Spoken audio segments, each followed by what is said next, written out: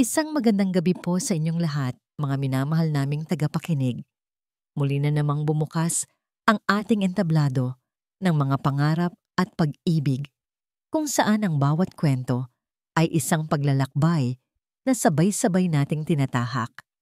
Sabi nila, ang pinakamalaking laban daw ay hindi nangyayari sa harap ng maraming tao, kundi sa loob ng ating mga puso. Pero paano kung ang isang tahimik na puso ay bigla na lang itulak sa gitna ng entablado, sa ilalim ng libu-libong mapanghusgang mga mata? Ating pakinggan ang kwento ni Tala at kung paano ang isang nakakahiyang pagkadapa ay naging simula ng isang sayaw na babago sa lahat. Parang huminto ang pag-ikot ng mundo. Para kay Tala Luwalhati, ang tanging umikot ay ang tray na hawak niya. Sa isang iglap, ang mga babasaging kupita ng mamahaling alak ay tila sumayaw sa ere. Isang mabagal at malagim na balet bago tuluyang bumagsak. Splash! Ang matingkad na kulay pula ng alak ay kumalat na parang dugo sa ibabaw ng sahig na marmol ng bulwagan ng mga tala. Ngunit hindi yun ang pinakamasaklap. Ang ilang patak nito ay tumalsik at nag-iwan ng malagkit na mantsa sa isang pares ng sapatos na mas makintab pa sa sahig. Isang pares ng sapatos na gawa sa balat ng buwaya na walang dudang mas mahal pa sa 6 na buwang sahod niya. Natahimik ang buong bulwagan. Ang masayang tugtugin ng orkestra ay biglang naputol. Ang bulungan at tawanan ng mga mayayamang bisita ng The Grand Marilag Hotel ay naglaho. Lahat ng mga mata na kanina lang ay abala sa pagpapakitang gilas ay nakatuon na ngayon sa isang babaeng nakasuot ng uniforme ng tagalinis. Nakatuon sa kanya. Naramdaman ni Tala ang pag-init ng kanyang mga pisngi. Ang bawat tibok ng kanyang puso ay isang malakas na dagundong sa kanyang dibdib. Nais niyang maglaho, maging isang butil ng alikabok at tangayin ng hangin. Ngunit ang mga paa niya ay tila napako sa kinatatayuan, sa gitna ng kahihiyan. Isang anino ang tumabon sa kanya. Dahan-dahan niyang iniangat ang kanyang paningin mula sa nabasang sapatos, pataas sa isang mamahaling pantalon, sa isang Amerikana na perpekto ang pagkakatahi, hanggang sa marating niya ang isang mukhang tila inukit sa yelo. Matalim, malamig, at walang anumang emosyon maliban sa pagkamuhi. Si Don Raja Castilla, ang hari ng gabing iyon, ang may-ari ng imperyong nagmamay-ari sa hotel kung saan siya nagtatrabaho, ang lalaking may-ari ng sapatos na dinungisan niya. Tumingin ka sa dinulot mo. Ang boses ni Don Raja ay hindi malakas, ngunit puno ito ng kapangyarihan na tila kayang pumutol sa katahimikan. Bawat salita ay mabigat, puno ng paghamak. Isang simpleng trabaho, hindi mo pa magawa ng maayos. Sa bagay, ano nga bang aasahan sa isang tulad mo? Gumuhit ang sakit sa puso ni Tala, mas matindi pa sa hiya. Hindi dahil sa mga salita, kundi sa paraan ng pagkakasabi nito, na para bang isa siyang basahan na walang anumang halaga. May isang binatang gumalaw mula sa likuran ni Don Raja. Si Lino Castilla, ang nag-iisang anak ng Don. May bakas ng awa at pag-aalala sa mukha nito. Itay, aksidente lang po. Ngunit isang matalim na sulyap mula kay Don Raja ang nagpatigil dito. Napaurong si Lino, ang mga salita ay namatay sa kanyang lalamunan. Muling ibinaling ng Don ang kanyang atensyon kay Tala, na ngayon ay parang isang kriminal na naghihintay ng kanyang hatol. Pulubi! Dinura ni Don Raja ang salita. Mga tulad ninyo ang sumisira sa ganda ng lugar na ito. Sa puntong yun, may nagbago sa loob ni Tala. Ang takot at hiya ay dahan-dahang napalitan ng isang pamilyar na damdamin. Isang apoy na matagal na niyang sinubukang patayin. Ang apoy ng isang bituin na pilit kinalimutan ang kanyang liwanag. Itinuwid niya ang kanyang likod. Ang kanyang mga balikat na kanina'y lupaypay ay unti-unting tumikas. Napansin ni Don Raja ang pagbabago sa tindig ni Tala. Lalo siyang nainis. Para sa kanya, ang isang hamak na tagalinis ay walang karapatang magpakita ng anumang dignidad sa harap niya. Isang mapanuyang mamamangiti ang sumilay sa kanyang mga labi. Gusto mong magbayad sa ginawa mo? Tanong na niya. Ang boses ay sapat na para marinig ng lahat. Sige, bibigyan kita ng pagkakataon. Ikinumpas niya ang kanyang kamay patungo sa kanyang asawa, si Senyora Evangelina, isang babaeng may eleganteng ganda ngunit may bakas ng kalungkutan sa mga mata. Ang asawa ko, si Evangelina, ay naghahanap ng kapareha sa susunod na sayaw, isang waltz. Kung kaya mong isayaw ang waltz ng perpekto kasama niya, nang walang mali, nang walang pag-aalinlangan, patatawarin kita. Nagtawanan ng ilang mga bisita. Isang tagalinis na sasayaw ng waltz, isang katawa-tawang palabas. Ngunit hindi pa tapos si Don Raja. Itinaas niya ang kanyang boses. Tinitiyak na ang lahat ay makakarinig sa kanyang alok na puno ng lason. At para mas maging interesante ang lahat, patuloy niya, kung mananalo ka sa hamon na ito, ipapakasal ko sa iyo ang anak ko, si Alessandro. Ang tawanan ay napalitan ng isang kolektibong paghinga ng pagkagulat. Maging si Lino ay natigilan, hindi makapaniwala sa narinig. Ito ay hindi na isang simpleng pagpapahiya. Ito ay isang sukdulang kalupitan. Tinitigan ni Tala si Don Raja. Ang kanyang mga mata ay hindi na nagpapakita ng takot. Sa halip, meron itong determinasyon na hindi inaasahan ng Don. Nakita niya ang lahat sa mga matang yon, ang pang-aapi, ang kawalang katarungan, ang pagyurak sa kanyang pagkatao. At sa isang sandali ng hindi maipaliwanag na katapangan, gumawa siya ng desisyon. Sa gitna ng bulwagan ng mga tala, sa harap ng daan-daang mayayamang panauhin na nakatingin sa kanya na parang isang bihirang hayop sa sirko, ibinuka ni Tala ang kanyang bibig. Ang kanyang boses ay mahina, ngunit malinaw, matatag, at puno ng bigat ng isang nakaraang hindi nila alam. Tinatanggap ko. Isang nakabibinging katahimikan ang muling bumalot sa bulwagan. Walang sino man ang makapaniwala. Ang inaasahan nilang luluhod at magmamakaawa ay tumayo ng tuwid at tinanggap ang isang imposibleng hamon. Si Don Raja mismo ay bahagyang natigilan bago muling bumalik ang mapanuyang ngiti sa kanyang mukha. Isang tanga. Isang tanga na lumagda sa sarili niyang hatol ng kahihiyan. Mas maganda ito kaysa sa inaasahan niya. Itinaas ni siya ang kanyang kopita. Narinig ninyong lahat. Sigaw niya sa mga panauhin.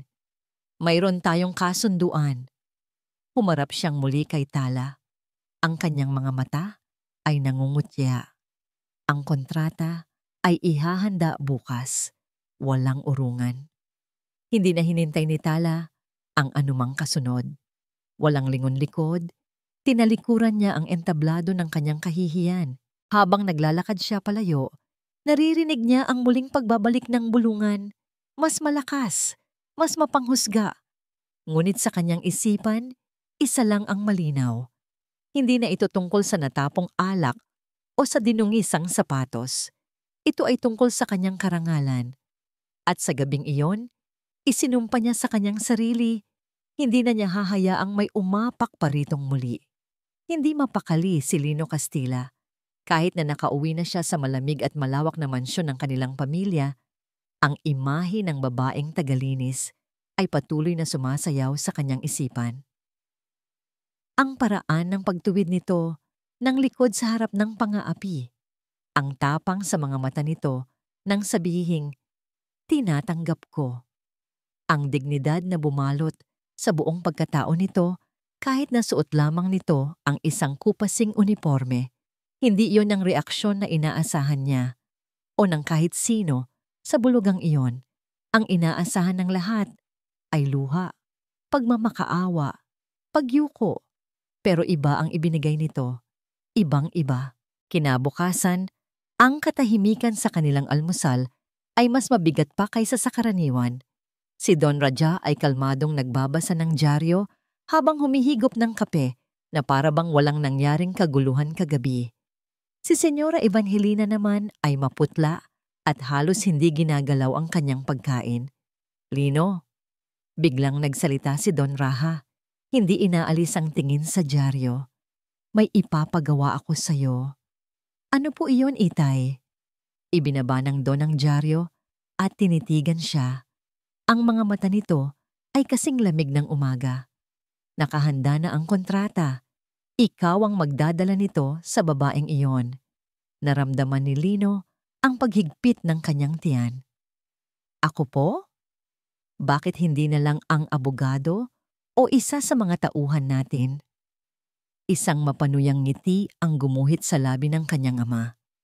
Dahil gusto kong makita mo mismo ang resulta ng kahangalan niya. Gusto kong maintindihan mo na ang mga taong tulad niya ay nabubuhay sa ilusyon. Bigyan mo siya ng kontrata. Tiyakin mong pipirmahan niya. Ito ay isang aral para sa kanya. Obiyan din niya. At para na rin sa'yo, tungkol sa kung saan lulugar ang bawat isa sa mundong ito. Walang nagawa si Lino kundi ang tumango. Ang pakikipagtalo sa kanyang ama ay parang pakikipag-usap sa isang pader na bato. Kinuha niya ang makapal at mamahaling sobre na iniabot sa kanya. Sa loob niyon ay ang kasunduan na magtatali sa dalawang mundong hindi kailanman dapat magsalubong. Ang paghahanap sa tirahan ni Talalwalhati ay isang paglalakbay patungo sa ibang dimensyon. Ang kanyang mamahaling European sedan na sanay sa malalawak na kalsada ng Forbes Park ay tila isang dambuhalang hayop na naligaw sa makikitid na eskinita ng Baryo Amihan. Naiiwan ng tingin ng mga taong naglalakad sa sasakyan niya. Ang mga batang naglalaro ng tumbang preso sa kalsada ay napapatigil. Ang mga tindera ng isda at gulay ay napapatingin. Dito, ang sasakyan niya ay hindi simbolo ng kapangyarihan, kundi isang bagay na banyaga at hindi nabibilang. Nang sa wakas ay mahanap niya ang address. Isang maliit na apartment na bahagi ng isang lumang gusali. Nakaramdam siya ng pag-aalinlangan. Dito nakatira ang babaeng buong tapang na hinarap ang isang Don Raha Castilla. Bumaba siya ng sasakyan, dala ang sobre na tila isang mabigat na pasanin. Kumatok siya sa pintong gawa sa manipis na kahoy. Pagkaraan ng ilang sandali, bumukas ito. At muli, natigilan si Lino. Ang babaeng nagbukas ng pinto ay hindi ang mandirigmang nakita niya kagabi. Ang suot niya ay isang simpleng duster. Ang buhok niya ay nakatali lang ng simple. Wala siyang suot na kolorete. Ngunit sa kabila ng lahat ng yon, ang dignidad ay naroon pa rin, hindi nababawasan. Anong kailangan mo? Tanong ni Tala. Ang boses ay walang bahid ng anumang emosyon. Ipinakita ni Lino ang sobre. Ang kontrata. Pinapadala ako ng aking ama. Tiningnan ni Tala ang sobre. Pagkatapos ay tiningnan siya na para bang sinusuri kung isa rin ba siyang kaaway. Walang imik, binuksan niya ng mas maluwag ang pinto para bigyan siya ng daan. Ang loob ng apartment ay maliit, ngunit malinis at maayos. Simple ang mga gamit, ngunit ang bawat isa ay nasa tamang lugar. Sa isang sulok, sa isang lumang papag, ay may isang matandang babae na nakahiga, natutulog. Maputla ito at mukhang mahina. Ang nanay ko, mahinang sabi ni Tala, na sinundan ng kanyang tingin. Mayroong lambing at pag-aalala sa kanyang boses na hindi narinig ni Lino kagabi. Dahan-dahan siyang lumapit sa higaan at maingat na inayos ang kumot na nakabalot sa matanda. Ang mga kamay na yon, na marahil ay sanay sa paglilinis ng dumi ng iba, ay puno ng pag-iingat at pagmamahal habang hinahaplos ang noo ng ina. Naramdaman ni Lino ang isang kakatwang kirot sa kanyang dibdib, isang halo ng awa at hiya. Bigla niyang naalala ang mga salita ng kanyang ama. Mga tulad ninyo ang sumisira sa ganda ng lugar na ito. Ngayon, sa harap ng eksenang ito, ang mga salitang iyon ay naging kasinungalingan na puno ng lason. Ang babaeng ito, na hinusgahan ng kanyang ama base sa kanyang uniforme, ay isang anak na nag-aaruga. Ay, ikinalulungkot kong marinig na may karamdaman siya. Nauutal na, sabi ni Lino. Pakiramdam niya ay isang estranghero na nanghihimasok sa isang sagradong lugar. Tumangulang si Tala, hindi lumilingon. Pagkatapos ng ilang sandali, humarap siyang muli sa kanya. Ang lambing sa kanyang mukha ay nawala. Napalitan ng isang formal at malamig na ekspresyon. Ang kontrata, sabi niya, na para bang isang transaksyon sa negosyo ang pakay niya. Iniabot ni Lino ang sobre. Kinuha ito ni Tala at umupo sa isang maliit na mesang gawa sa kahoy. Maingat niyang binuksan ng sobre at inilabas ang makapal na dokumento.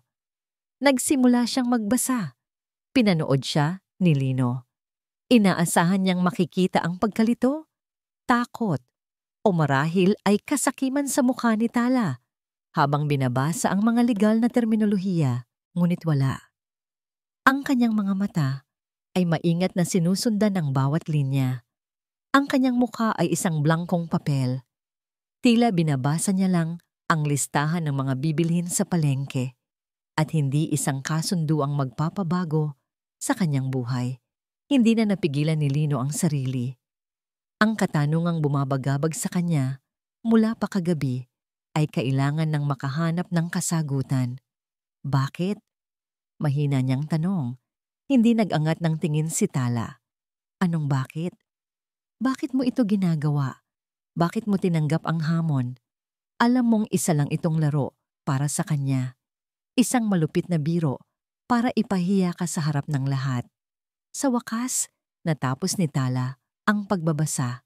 Dahan-dahan niyang itinuwid ang mga papel at ipinatong sa mesa. Saka lang siya nag-angat ng tingin kay Lino. Ang kanyang mga mata ay malalim at hindi mabasa. May panulat ka ba? Iyon lang ang kanyang sinabi. Natigilan si Lino sa tanong. Kinuha niya mula sa kanyang bulsa ang isang mamahaling fountain pen. Isang regalo mula sa kanyang ama noong kanyang kaarawan. Isa itong simbolo ng kanilang yaman. At ngayon ay tila kahiya-hiya sa loob ng simpleng apartment na yon. Iniabot niya ito kay Tala. Kinuha ni Tala ang panulat. Sa isang iglap, tila nagbago ang paraan ng paghawak niya rito.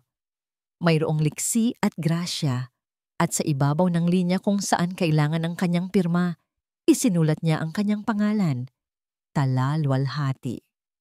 Ang kanyang sulat kamay ay elegante at puno ng sining, isang bagay na hindi mo aasahan. Isinara niya ang takip ng panulat at ibinalik ito kay Lino, kasabay ng pagtulak sa kontrata, pabalik sa kanya. Ngayon, handa na siyang sagutin ang tanong nito. Tinitigan niya si Lino ng diretso sa mata. Ang kanyang boses ay kalmado, ngunit may bigat na parang bato. Hindi ito para sa anak ninyo. Naramdaman ni Lino ang bahagyang kirot sa paggamit ni Tala ng formal na salitang ninyo na naglalagay ng pader sa pagitan nilang dalawa. Para ito sa akin. Naiwang nakatayo si Lino sa gitna ng silid, hawak ang pinirmahang kontrata, habang si Tala ay tumalikod na at bumalik sa tabi ng kanyang ina. Ang simpleng sagot na yon ay hindi nagbigay ng linaw. Sa halip, nag-iwan ito ng isang daang bagong katanungan. Hindi para sa kanya, kundi para sa sarili nito. Anong ibig sasabihin noon? Umalis si Lino sa apartment na yon na may pakiramdam na mas lito pa kaysa noong dumating siya. Ang babaeng akala niya ay isang simpleng biktima ay isang misteryong hindi niya maintindihan. At sa kauna-unahang pagkakataon sa kanyang buhay, naramdaman ni Lino ang isang matinding pagnanais na tuklasin ang katotohanan sa likod ng misteryong iyon. Ang mansyon ng mga Kastila ay hindi isang bahay. Isa itong palasyo na kinuha mula sa isang banyagang panaginip at itinayo sa gitna ng Maynila. Ang bawat sulok nito ay sumisigaw ng kapangyarihan at yaman na hindi kayang abutin ni Tala kahit sa 10 buhay pa.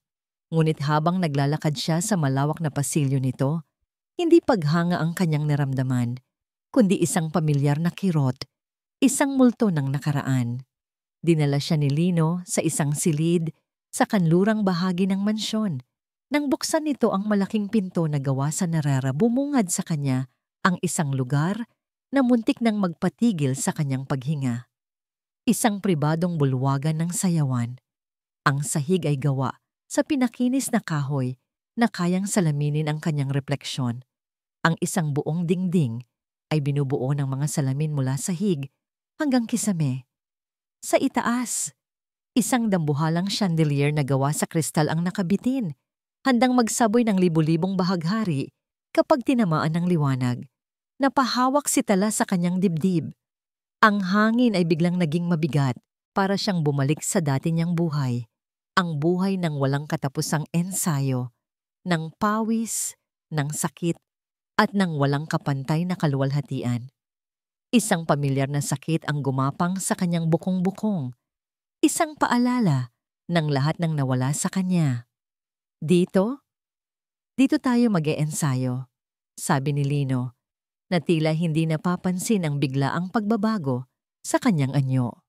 Sa gitna ng silid, naghihintay si Senyora Evangelina. Nakasuot ito ng isang simpleng bestidang pang-ensayo, ngunit ang tindig nito ay puno pa rin ng karangyaan. Subalit merong kakaiba sa kanya.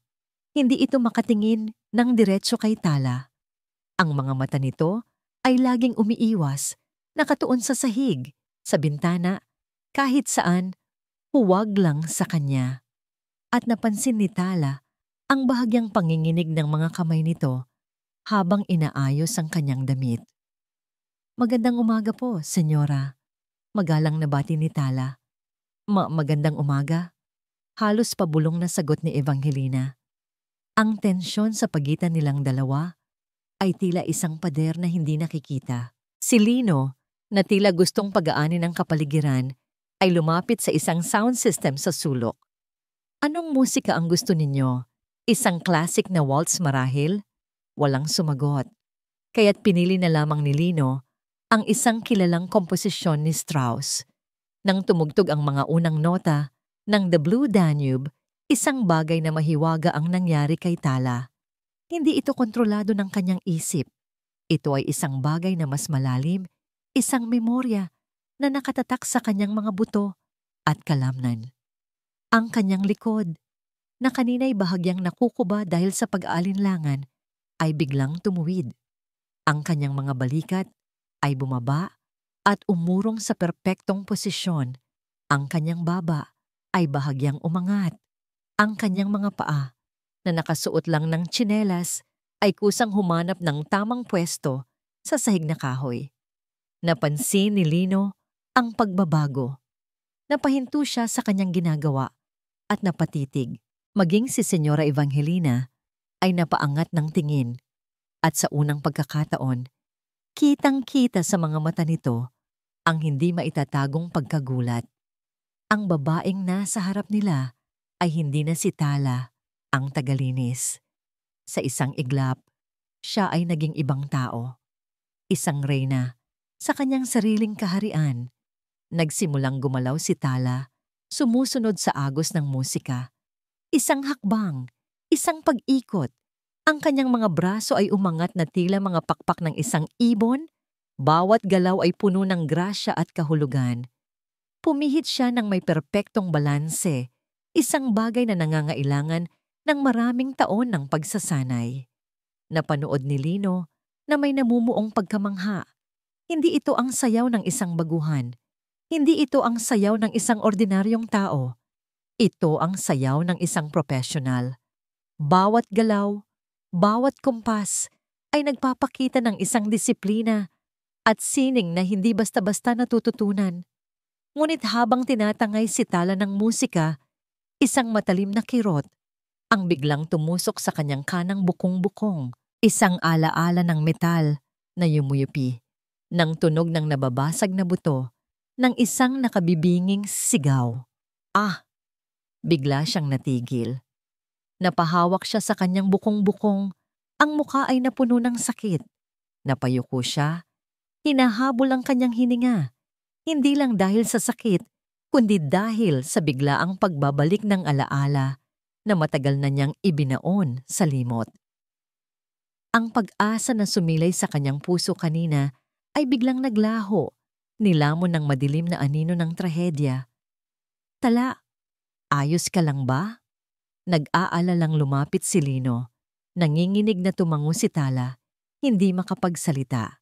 Itinago niya ang sakit sa likod ng isang pilit na ngiti.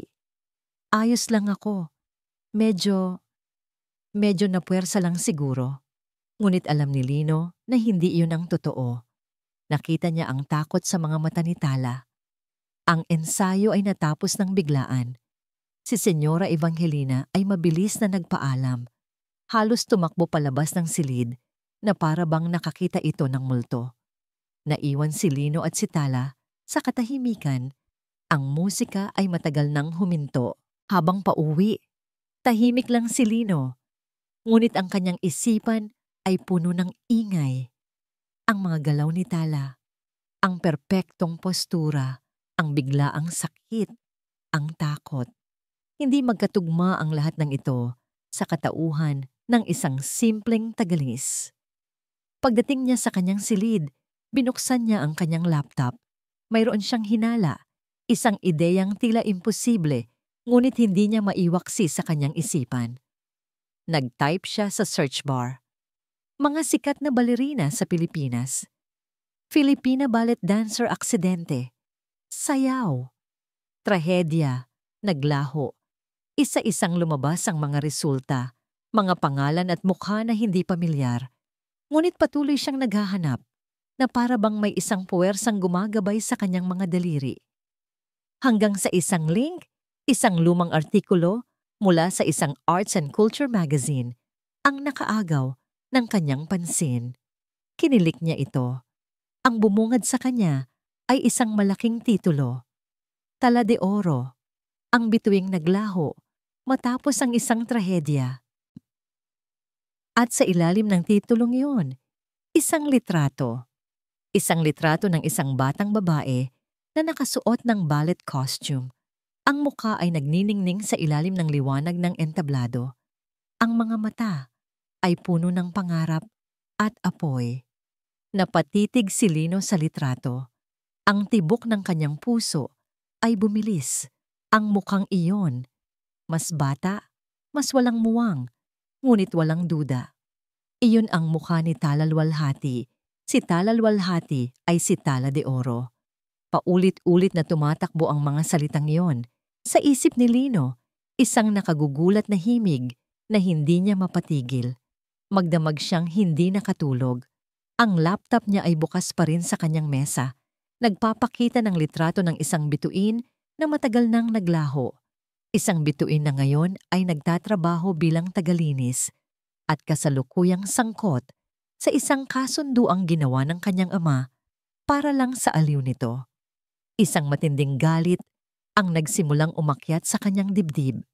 Galit para sa kawalang katarungan ng mundo. Galit para sa kung sino man ang may kagagawa ng trahedya sa buhay ni Tala. At isang galit na hindi niya gaanong kilala. Galit para sa sarili niyang ama. Ang hamon na sa simula ay tila isang malupit na biro lamang ay nagkaroon na ngayon ng bagong bigat. Hindi na ito tungkol sa isang hamak na tagalinis. Ito ay tungkol sa pagyurak sa isang dating reyna. At tila hindi lang siya ang nakatuklas sa kwento. Kinaumagahan, sumabog ang balita.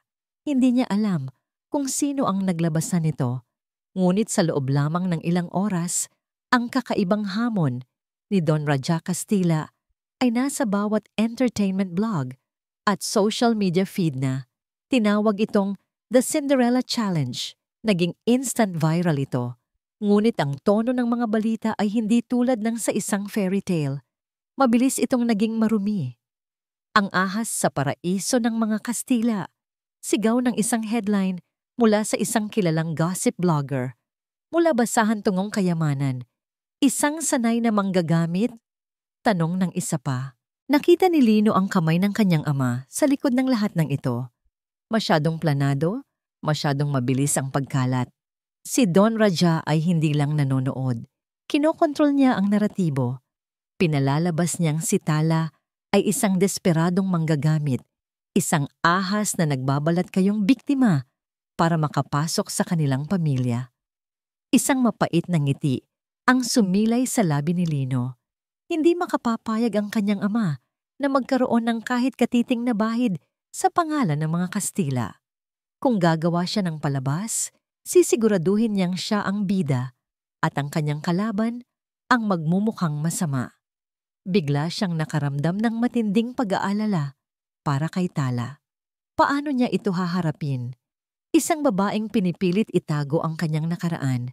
Ngayon ay biglang itinulak sa gitna ng isang pambansang sirko. Binuksan niya ang telebisyon at ang kanyang pinakamasamang pangamba ay nagkatotoo. Isang live news report. Ang lokasyon, Barrio Amihan. Ang eksena, isang magulong palengke. At sa gitna ng lahat, na napapalibutan ng mga reporter na tila mga buwitreng gutom, ay si Tala. Hawak niya ang isang bayong ng gulay. Nakasuot lang siya ng simpleng t-shirt at pantalon.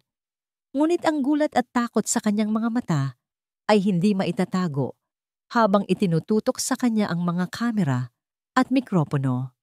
Miss Luwalhati, totoo po ba ang balita na hinamon kayo ni Don Raha Castilla? Ano ang masasabi ninyo sa mga paratang na pera lang ang habol ninyo sa pamilya Castilla? May relasyon ba kayo ni Lino Castilla kaya't nagkaroon ng ganitong kasunduan? Nakita ni Lino kung paano kumuyom ang mga kamay ni Tala sa hawakan ng bayongo. Nakita niya ang pag-igting ng kanyang panga. Hindi siya sumasagot, ngunit ang kanyang katahimikan ay tila mas lalong nagpagalit sa mga reporter. Isang partikular na reporter na babae ang agresibong itinulak ang mikropono malapit sa kanyang mukha. Sagot, Miss Luwalhati, ang hindi pagkibo ay parang pag-amin na rin. Inakit mo ba ang anak ni Don Rasha para lang sa pera? Sa loob ng mansyon, napakuyom si Lino ng kanyang kamao. Ang bawat tanong na ibinabato kay Tala ay parang isang suntok sa kanyang sikmura. Nakikita niya ang pagpipigil sa mukha nito, ang panginginig ng kanyang mga balikat. Nakikita niya ang isang babaeng mag-isa at walang kalaban-laban. Pinagtutulungan ng isang hukbo at hindi niya na ito nakayanan. Isang bagay sa loob niya ang pumutok. Isang galit na nag-ipon-ipon mula pa sa gabi ng hamon, mula sa pagtuklas niya ng katotohanan. At ngayon ay umaapaw na. Sa isang iglap, tumayo siya. Hindi na siya nag-isip. Ang tanging gumagana sa kanya ay ang isang malakas na bugso ng damdamin. Ang pangangailangang protektahan ang babaeng yon. Kinuha niya ang susi ng kanyang sasakyan at halos takbuhin ang pasilyo palabas ng mansyon. Sir Lino, saan po kayo pupunta? Tanong ng isang kasambahay, ngunit hindi niya ito pinansin. Ang makina ng kanyang sasakyan ay umugong na parang isang galit na hayop. Mabilis niyang iminaneho ito palabas ng gate. Ang kanyang mga kamay ay mahigpit na nakahawak sa manibela. Ang bawat segundo ay tila isang oras. Ang tanging laman ng kanyang isip ay ang imahe ni Tala na napapaligiran, na tila malulunod na sa dagat ng mga mapanghusgang tao. Ang biyahe papuntang Barrio Amihan ay malabo. Ang nakikita lang niya ay ang daan sa harapan at ang mukha ni Tala sa kanyang isipan. Pagdating niya sa bukana ng palengke, ang eksena ay mas malala pa sa personal. Ang sigawan, ang tulakan, ang walang tigil na flash ng mga kamera. Iniwan niya ang sasakyan sa gitna ng kalsada at sumuong sa nagkakagulong mga tao. "Excuse me, padaan!" Sigaw niya. Itinutulak ang sinumang humaharang sa kanyang daan. Ang kanyang karaniwang mahinahong kilos ay nawala. Napalitan ng isang desperadong determinasyon. At doon, nakita niya si Tala. Nakayuko na ito ngayon. Ang buhok ay tumatakip sa kanyang mukha, na para bang sinusubukang itago ang sarili mula sa buong mundo. Ang bayong na dala niya ay nabitawan na at ang mga gulay ay nagkalat na sa maruming semento. Sa sandaling iyon, ang nakita ni Lino ay hindi isang tagalinis o isang estranghero. Ang nakita niya ay si Tala de Oro, ang bituin na pinabagsak ng isang malupit na tadhana. At ngayon ay muling pinipinsala ng kalupitan ng kanyang sariling ama. Tigilan niyo na siya. Ang sigaw niya ay malakas at puno ng awtoridad. Sapat na para mapatigil ang ilan sa mga reporter. Nagulat sila nang makita kung sino ang dumating, ang premyo mismo sa gitna ng eskandalo. Si Lino Castilla. Hindi siya tumigil. Nagpatuloy siya sa paglakad hanggang sa marating niya ang gitna at itayo ang sarili sa pagitan ni Tala at ng mga kamera. Hinarap niya ang mga ito. Ang kanyang mga mata ay nag-aapoy sa galit. Hinawakan niya ang braso ni Tala. Isang marahan, ngunit matatag na pagkakahawak. Naramdaman niya itong napaigtad sa gulat. Dahan-dahan itong nag-angat ng tingin at ang mga mata nilang dalawa ay nagtagpo. Sa mga mata ni Tala, nakita niya ang pagkalito, takot, at isang kislap ng isang bagay na hindi niya mapangalanan. Humarap muli si Lino sa mga reporter. Ang kanyang boses ay kalmado na ngayon, ngunit mas mabigat, mas mapanganib. Siya ay nasa ilalim ng aking proteksyon. Ang mga salitang yon ay bumagsak na parang isang bomba sa gitna ng palengke. Katahimikan. Sinundan ng mas malakas na bulungan at mas maraming flash ng kamera. Hindi na niya hinintay ang kanilang mga susunod na tanong. Hinila niya si Tala, palayo sa eksena, papalayo sa mga mikropono at mga mapanuring mata. Lumikha siya ng daan para sa kanilang dalawa. Ang kanyang katawan ay nagsisilbing panangga. Sandali! Narinig niyang sabi ni Tala, ngunit hindi niya ito pinansin. Ang mahalaga ay mailayo siya roon. Nang makarating sila sa kanyang sasakyan, mabilis niyang binuksan ang pinto para kay Tala. Pagkatapos ay umikot siya at umupo sa driver's seat. Isinara niya ang mga pinto at sa isang iglap, ang ingay ng mundo sa labas ay humina. Naging isang malayong ugong na lamang. Sa loob ng sasakyan, ang tanging maririnig ay ang kanilang mabibigat na paghinga. Hindi nagsasalita si Tala. Nakatitig lang ito sa labas ng bintana. Tila sinusubukang iproseso ang lahat ng nangyari. Nakahawak si Lino sa manibela. Ang kanyang mga ugat sa braso ay litaw pa rin dahil sa tensyon. Ilang sandali ng katahimikan. Pagkatapos, ang hindi maiiwasan ay dumating. Nagring ang kanyang telepono. Hindi na niya kailangang tingnan kung sino ito. Ang pangalan sa screen ay kumikislap na parang isang babala. Itay. Naramdaman niyang tumingin si Tala sa kanya. Huminga siya ng malalim bago sagutin ang tawag. Hello? Ang boses sa kabilang linya ay hindi galit. Hindi ito sumisigaw. Ito ay isang bagay na mas masahol pa. Ito ay malamig. Walang emosyon. Kasing talim ng yelo. Umuwi ka ngayon din. Mag-uusap tayo. Hindi ito isang pakiusap. Isa itong utos. Pinatay ni Lino ang tawag ng hindi sumasagot. Ang maikling tagumpay na naramdaman niya sa pagliligtas kay Tala ay biglang naglaho, napalitan ng isang malamig na takot. Alam niya kung ano ang naghihintay sa kanya pag-uwi. Ngunit nang lingunin niya si Tala, na ngayon ay nakatingin sa kanya na may bakas ng pag-aalala, alam niyang tama ang ginawa niya. At kahit anong parusa pa ang naghihintay sa kanya, handa niyang harapin ito. Ang katahimikan sa loob ng sasakyan ni Lino ay mabigat, halos nakabibingi. Nagmamaneho siya palayo sa kaguluhan ng baryo Amihan. Ngunit hindi alam ni Tala kung saan sila papunta. Hindi rin siya nagtanong. Ang kanyang isipan ay abala pa rin sa pagproseso sa bilis ng mga pangyayari. Ang pag-atake ng media, ang kanyang kawalan ng pag-asa, at ang hindi inaasahang pagdating ni Lino. Ang lalaking nagligtas sa kanya ay ang anak din ng lalaking naglagay sa kanya sa panganib. Ang kaisipang iyon ay isang mapait na kabalintunaan na hindi niya maintindihan. Bakit niya ginawa iyon? Bakit niya ipinagtanggol ang isang hamak na tagalinis laban sa sarili niyang mundo? Salamat! Mahinang sabi ni Tala na bumasag sa katahimikan. Ang salita ay tila banyaga sa kanyang dila, lalo na't ito ay para sa isang Kastila. Tumingin si Lino sa kanya saglit, isang maliit at malungkot na ngiti ang sumilay sa kanyang mga labi. Walang anuman. Hindi dapat nangyari iyon sa'yo. Ibinaba ni Tala ang kanyang tingin. Sanay na ako sa mga mapanghusgang mata, ngunit hindi sa ganoon karami. Mayroong bagong klase ng paggalang na nagsimulang mamuo sa puso ni Tala para kay Lino. Ang Lino na nakita niya sa palengke ay hindi ang tahimik at sunod-sunurang anak na nakita niya sa bulwagan. Ang Lino na yon ay may sariling paninindigan, may tapang. Hindi sila bumalik sa mansyon. Sa halip dinala siya ni Lino sa isang bahagi ng Maynila na luma na, kung saan ang mga gusali ay nagpapakita ng kanilang edad at kasaysayan. Huminto sila sa harap ng isang malaki at halos abandonadong gusali. Ang pintura nito ay natutuklap na at ang mga bintana ay puno ng alikabok.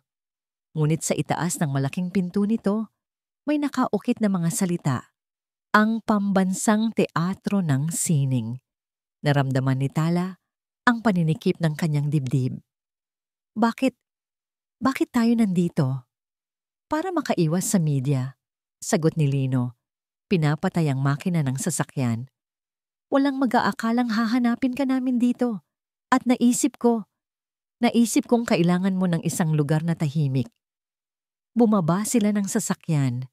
Gamit ang isang lumang susi, binuksan ni Lino ang mabigat na pinto sa gilid ng teatro.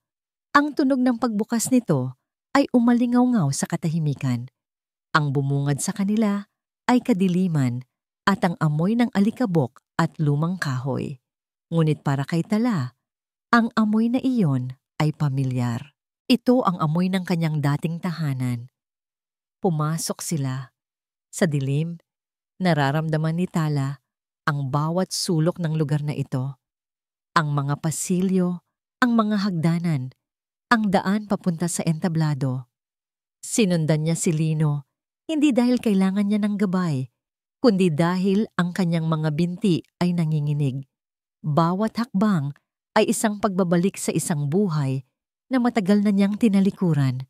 Nang marating nila ang gitna ng entablado, doon lang sila huminto. Ang tanging liwanag ay nagmumula sa isang sinag ng araw na tumatagos mula sa isang butas sa bubong, na lumilikha ng isang perpektong bilog ng liwanag sa gitna ng sahig na kahoy. Umupo si Lino sa gilid ng entablado. Ang kanyang mga paa ay nakabitin. Sumunod si Tala. Umupo ilang pulgada ang layo mula sa kanya.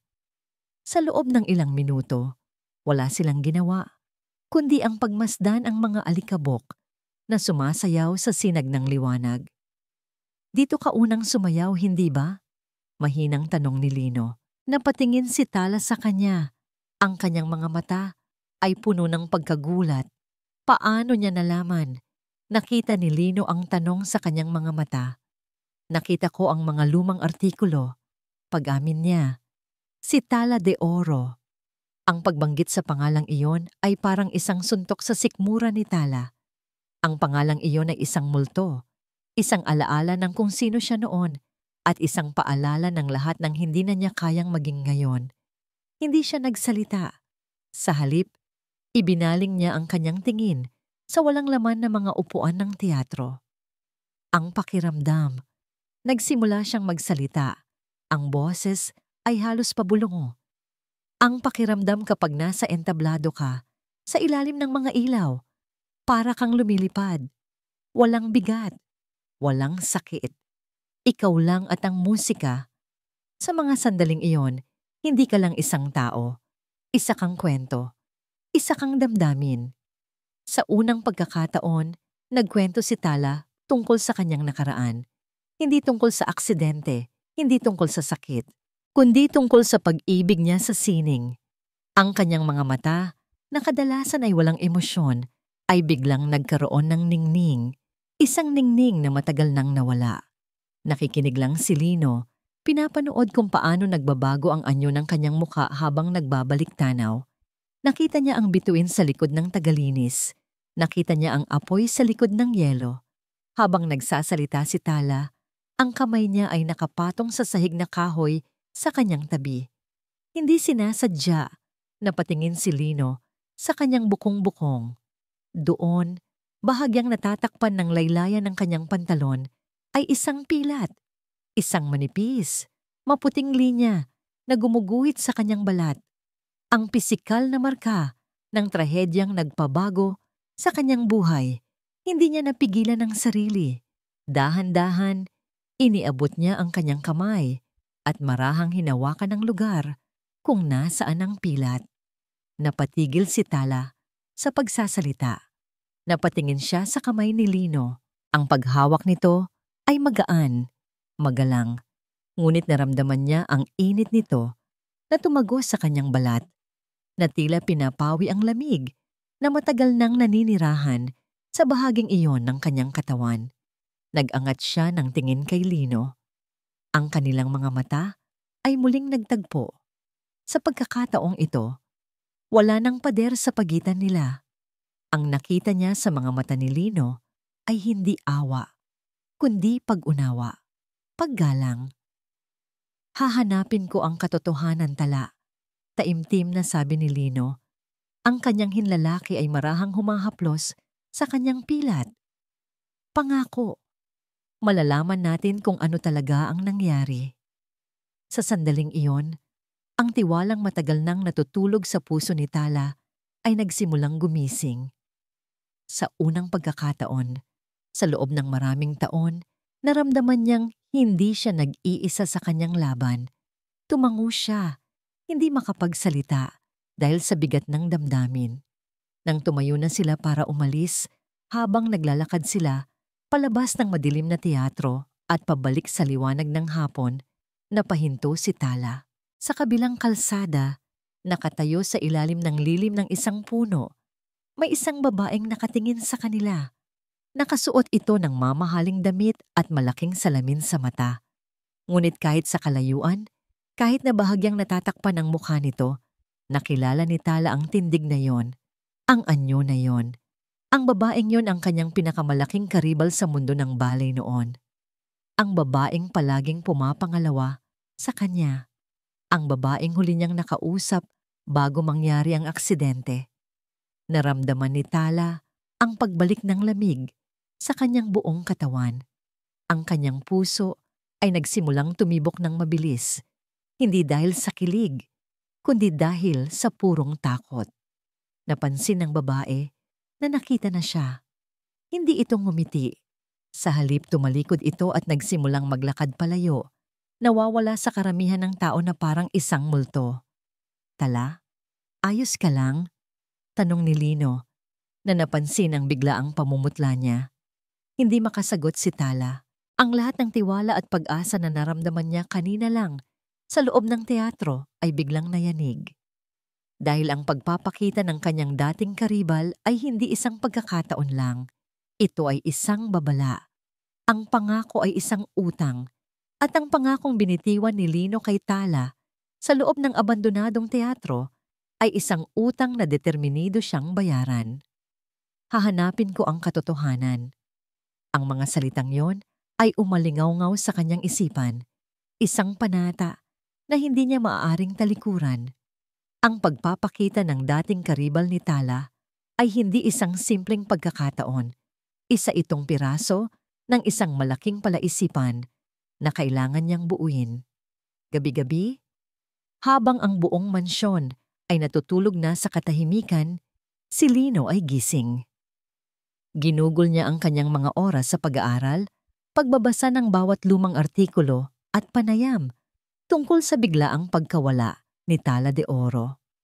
Ang opisyal na kwento, isang freak accident habang nag-iensayo, isang malagim na pagkadulas na nagresulta sa isang pinsalang hindi na kayang lunasan. Ngunit habang mas marami siyang binabasa, mas lalo siyang hindi naniniwala. Masyadong simple, masyadong malinis, dahil alam ng kanyang ama na may koneksyon ng pamilya Sa mundo ng sining noon, sinimulan ni Lino ang kanyang imbestigasyon sa pinakahalatang lugar, ang pribadong opisina ni Don Raja. Ito ay isang mapanganib na hakbang. Ang opisina ng kanyang ama ay isang sagradong teritoryo. Isang gabi, nang sigurado siyang mahimbing na ang tulog ng lahat, dahan-dahan siyang pumasok doon. Sa tulong ng liwanag mula sa kanyang cellphone, hinanap niya ang mga lumang filing cabinet, Castilla Arts Foundation, patronage, donations. Nanginginig ang kanyang mga kamay habang binubuklat ang mga folder na puno ng alikabok. Nakita niya ang mga resibo, mga programa ng ballet, mga liham ng pasasalamat mula sa dating kumpanya ni Tala. Ngunit wala. Walang anumang kahina-hinala. Walang bakas ng anumang sabuatan. Pagod at bigo, napaupo siya sa silya ng kanyang ama. Tumingin siya sa paligid. Ano ang nakaligtaan niya? Saan pa siya maaaring maghanap? At doon, isang alaala ang biglang pumasok sa kanyang isip. Isang alaala na tila walang kabuluhan noon, ngunit ngayon ay mayroon ng kakaibang bigat. Ang kanyang ina, si Senyora Evangelina. Naalala niya ang unang araw ng ensayo, ang panginginig ng mga kamay ng kanyang ina. Ang paraan nito kung paano iwasan ang tingin ni Tala. Ang biglaan nitong pag-alis pagkatapos masaktan si Tala. Ang kanyang ina ay hindi lang naiilang, siya ay takot. Ngunit bakit? Bakit matatakot ang kanyang mabait at mahinhing ina sa isang tagalinis? Maliban na lang kung may alam ito. Isang bagong teorya ang nabuo sa kanyang isipan, isang teoryang halos ayaw niyang paniwalaan. Dinala siya ng kanyang mga paa papunta sa kabilang panig ng mansyon, kung saan naroon ang maliit na pag-aaralan ng kanyang ina. Isang lugar na puno ng mga libro ng tula at mga gamit sa pagpipinta. Ito ay isang lugar ng kapayapaan, ngunit sa gabing iyon, naramdaman ni Lino ang isang nakatagong kadiliman. Ang kanyang mga mata ay lumibot sa silid, naghahanap ng kahit ano. Hanggang sa mahagip ng kanyang tingin ang isang bagay sa ilalim ng mesa. Isang maliit na kahon na gawa sa kahoy na kamagong. Luma na ito at may kalawang na ang kandado. Lumuhod siya at kinuha ito. Sinubukan niyang buksan, ngunit nakakandado ito ng mahigpit. Bakit magkakaroon ng isang nakakandadong kahon ang kanyang ina sa lugar na ito? Ang pagdududa ay mas matindi na kaysa sa kanyang paggalang. Kumuha siya ng isang letter opener mula sa mesa. Sa bawat pagsubok niyang buksan ng kahon, nararamdaman niya ang bigat ng kanyang ginagawa, isang paglapastangan sa privacy ng sarili niyang ina. Ngunit kailangan niyang malaman. Creak! Snap! Ang tunog ng nabaling kandado ay umalingaw-ngaw sa tahimik na silid. Nanginginig ang kanyang mga kamay habang dahan-dahan niyang itinaas ang takip. Ang laman nito ay mga lumang sulat na nakatali ng laso, isang tuyong bulaklak, at ilang mga memorya ng nakaraan. Ngunit sa ilalim ng lahat ng iyon, may isang bagay na nakaagaw ng kanyang pansin. Isang litrato. Kinuha niya ito. Sa una, tila isa lang itong ordinaryong litrato ng dalawang babaeng masayang nag-uusap sa isang hardin. Ang isa sa mga babae ay ang kanyang ina, si Evangelina. Ang ngiti nito ay totoo at walang bahid ng kalungkutan na palagi niyang nakikita ngayon. Ngunit ang babaeng kasama nito, naramdaman ni Lino ang panlalamig ng kanyang buong katawan. Ang mukha ng pangalawang babae ay pamilyar. Pamilyar ito dahil yun ang mukha ng babaeng nakita nila ni Tala sa labas ng teatro. Ang mukha ng pinakamalaking karibal ni Tala de Oro, si Bianca Valdez. Tinitigan niyang muli ang litrato, sinusubukang hanapin ang anumang mali. Baka nagkakamali lang siya ng pagkakakilala. Ngunit hindi. Iyon talaga si Bianca. Nakangiti. Nakikipagtawanan sa kanyang ina, na para bang sila ay matalik na magkaibigan. Mas lalo siyang kinabahan. Naghahanap pa siya sa loob ng kahon at doon, sa ilalim ng litrato, nakita niya ang isang piraso ng papel, isang resibo. Isang resibo para sa isang mamahaling kwintas mula sa isang kilalang alahas.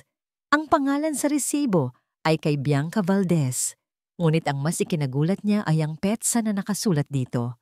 Ang petsa ay 2 linggo pagkatapos ng araw kung kailan nangyari ang aksidente ni Tala. Ang hangin sa silid ay tila naubos. Paulit-ulit na binasa ni Lino ang petsa. Umaasang nagkamali lang siya ng tingin, ngunit hindi. Malinaw na malinaw. Ang kanyang ina, si Senyora Evangelina Castilla, ay masayang kasama at nagreregalo pa sa mismong tao na may pinakamalaking motibo para saktan si Tala. Ilang araw lamang matapos ang trahedya. Hindi maaari. Ang mga piraso ng palaisipan ay nagsimulang magkabit-kabit sa kanyang isipan sa isang nakapangingilabot na paraan.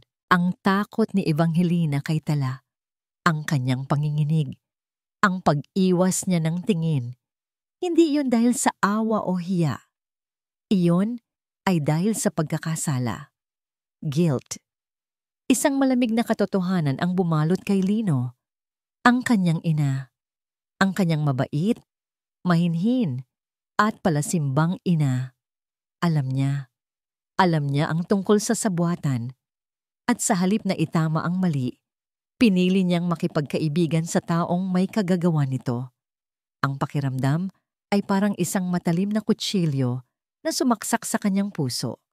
Ang pagtitiwala niya sa sariling ina ay gumuho sa isang iglap.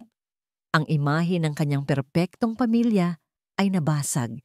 Nag-iwan ng isang pangit na larawan ng mga kasinungalingan at pagkukunwari. Ang kanyang ina ay hindi lang alam ang nangyari. Maaring kasabwat pa siya. Nabitawan niya ang litrato. Bumagsak ito sa sahig. Ang imahe ng 2 nakangiting babae ay tila isang pangungutya sa lahat ng kanyang pinaniniwalaan. Habang nakatitig siya sa litratong yon, sa sahig ng silid ng kanyang ina, naramdaman niyang gumuho ang kanyang mundo. Ang lahat ng kanyang nalalaman tungkol sa kanyang pamilya, sa kanyang ina, ay isang malaking kasinungalingan. Biglang may narinig siyang isang mahinang kaluskos mula sa pinto. Dahan-dahan siyang lumingon. Ang kanyang puso ay kumakabog ng napakabilis. Nakatayo sa may pintuan, nakasuot ng kanyang sedang roba, ay ang kanyang ina, si Senyora Evangelina. Nakita ng kanyang ina ang nakabukas na kahon sa sahig. Nakita nito ang nakakalat na litrato. Nakita nito ang ekspresyon ng pagkasuklam at hindi paniniwala sa mukha ng sarili nitong anak. Nawala ang lahat ng kulay sa kanyang mukha. Ang anyo ng isang mahinahon at eleganteng senyora ay gumuho sa isang iglap na para bang isang maskara na biglang nabasag.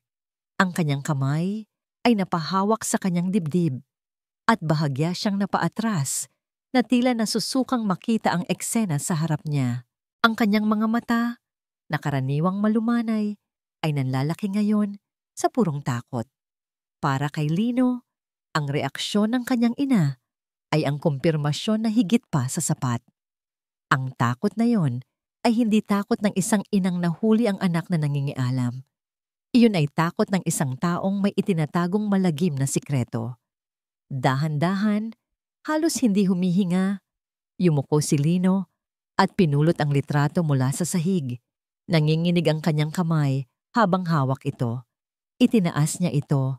Ipinapakita sa kanyang ina ang ebidensya ng kanyang pagkakasala, ang nakangiting mukha ni Evangelina sa tabi ng babaeng sumira sa buhay ni Tala. Ang katahimikan sa pagitan nilang dalawa ay mas mabigat pa kaysa sa isang sigaw. Ito ay puno ng mga hindi masabing salita, ng mga taon ng kasinungalingan, ng isang katotohanang pilit ibinaon sa limot. Lino. Ang boses ng kanyang ina ay isang basag na bulong, puno ng desperasyon. Anak, anong ginagawa mo? Hindi sumagot si Lino. Sa halip, ang kanyang mga mata ay nanatiling nakatitig sa kanya, malamig at mapanuri, na para bang nakikita niya ang kanyang ina sa unang pagkakataon. Sino siya, inay? Tanong ni Lino. Ang kanyang boses ay kalmado sa isang paraan na mas nakakatakot kaysa sa isang sigaw. Kilala ninyo siya, hindi ba? Si Bianca Valdez, ang karibal ni Tala.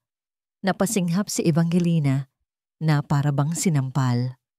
Lino, hindi iyan. Hindi iyan ang iniisip mo. Ngunit hindi nagpatinag si Lino. Ang sakit at pagtataksil na kanyang nararamdaman ay nagbigay sa kanya ng isang tapang na hindi niya alam na taglay niya. Hindi ba? Ang litratong ito, mariin niyang sabi, bahagyang iwinawas-iwas ang ebidensya. Kinunan ito 2 linggo pagkatapos ng aksidente ni Tala. At ang resibong ito, isang mamahaling regalo para sa kanya. Sabihin ninyo sa akin, inay, anong klaseng tao ang nakikipagtawanan at nagre-regalo sa isang kaibigan habang ang buhay ng isa pa ay winasak? Hindi mo naiintindihan. Di nagsimulang tumulo ang mga luha sa mga mata ni Evangelina. Ang kanyang pagkukunwari ay tuluyan ng gumuho. Wala akong alam sa aksidente. Maniwala ka sa akin. Talaga ba? Ang boses ni Lino ay tumaas na, puno ng pait. Kaya pala kayo nanginginig sa tuwing papalapit si Tala. Kaya pala hindi ninyo siya kayang tingnan sa mata. Ang buong akala ko, naaawa kayo sa kanya. Nagkamali ako. Lumapit siya ng isang hakbang. Ang kanyang mga mata ay nag-aapoy. Hindi iyon awa, inay. Takot iyon. Takot na mabunyag ang lahat ng ito. Tama na. Humagulgol si Evangelina. Napaupo sa pinakamalapit na silya. Ang kanyang mukha ay nakasubsob sa kanyang mga palad. Ang kanyang katawan ay nanginginig sa tindi ng kanyang pag-iyak. Hindi mo alam ang lahat. Hindi mo alam ang pinagdaanan ko. Sa pagitan ng kanyang mga hikbi, nagsimula siyang magsalita. Ang mga salita ay nagkanda-utal-utal dahil sa emosyon. Oo, nalaman ko. Nalaman ko ang ginawa ni Bianca. Pero huli na ang lahat at may hawak siya laban sa atin.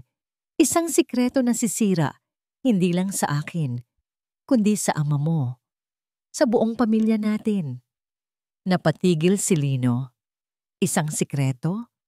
Ngunit ang pag-amin na yon ay hindi nagbigay ng ginhawa, lalo lang nitong pinalala ang lahat. Isang sikreto? Ulit niya, hindi makapaniwala. Kaya hinayaan na lang ninyo. Hinayaan ninyong masira ang pangarap at buhay ng isang inosenteng tao para lang protektahan ang pangalan natin, ang ating mga kasinungalingan. Tumingin siya sa kanyang ina, na ngayon ay isang kaawa-awang figura sa gitna ng silid.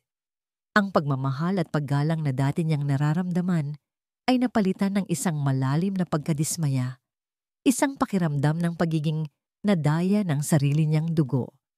Kasabwat kayo, sabi niya. Ang mga salita ay mabigat at puno ng huling hatol. Dahan-dahan niyang ibinagsak ang litrato sa mesa. Tumalikod siya, hindi na kayang tingnan pa ang kanyang ina. Bawat hakbang palayo ay tila 1 milya ang layo. Lino, saan ka pupunta? Sigaw ni Evangelina. Ang kanyang boses ay puno ng panik. Anak, pakiusap. Huwag mo akong iwan. Pakinggan mo muna ako. Ngunit hindi lumingon si Lino.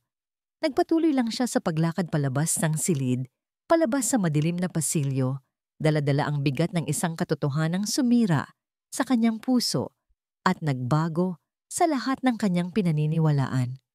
Ang mga pagsusumamo ng kanyang ina ay unti-unting humina sa kanyang likuran hanggang sa ang tanging marinig na lamang niya ay ang malakas na dagundong ng sarili niyang nawasak na mundo. Ang gabi ay hindi na nagdala ng kapayapaan kay Lino. Ang mga dingding ng kanyang maluwag na silid ay tila lumiliit. Sinisiksik siya kasama ng mga multo ng kasinungalingan ng kanyang pamilya. Ang pag-iyak ng kanyang ina ay umaling-awngaw pa rin sa kanyang pandinig. Ngunit ang awa na dapat sana'y naramdaman niya ay natabunan ng isang mas malakas na emosyon, pagkasuklam. Hindi siya natulog. Naghintay lang siya sa pagdating ng umaga.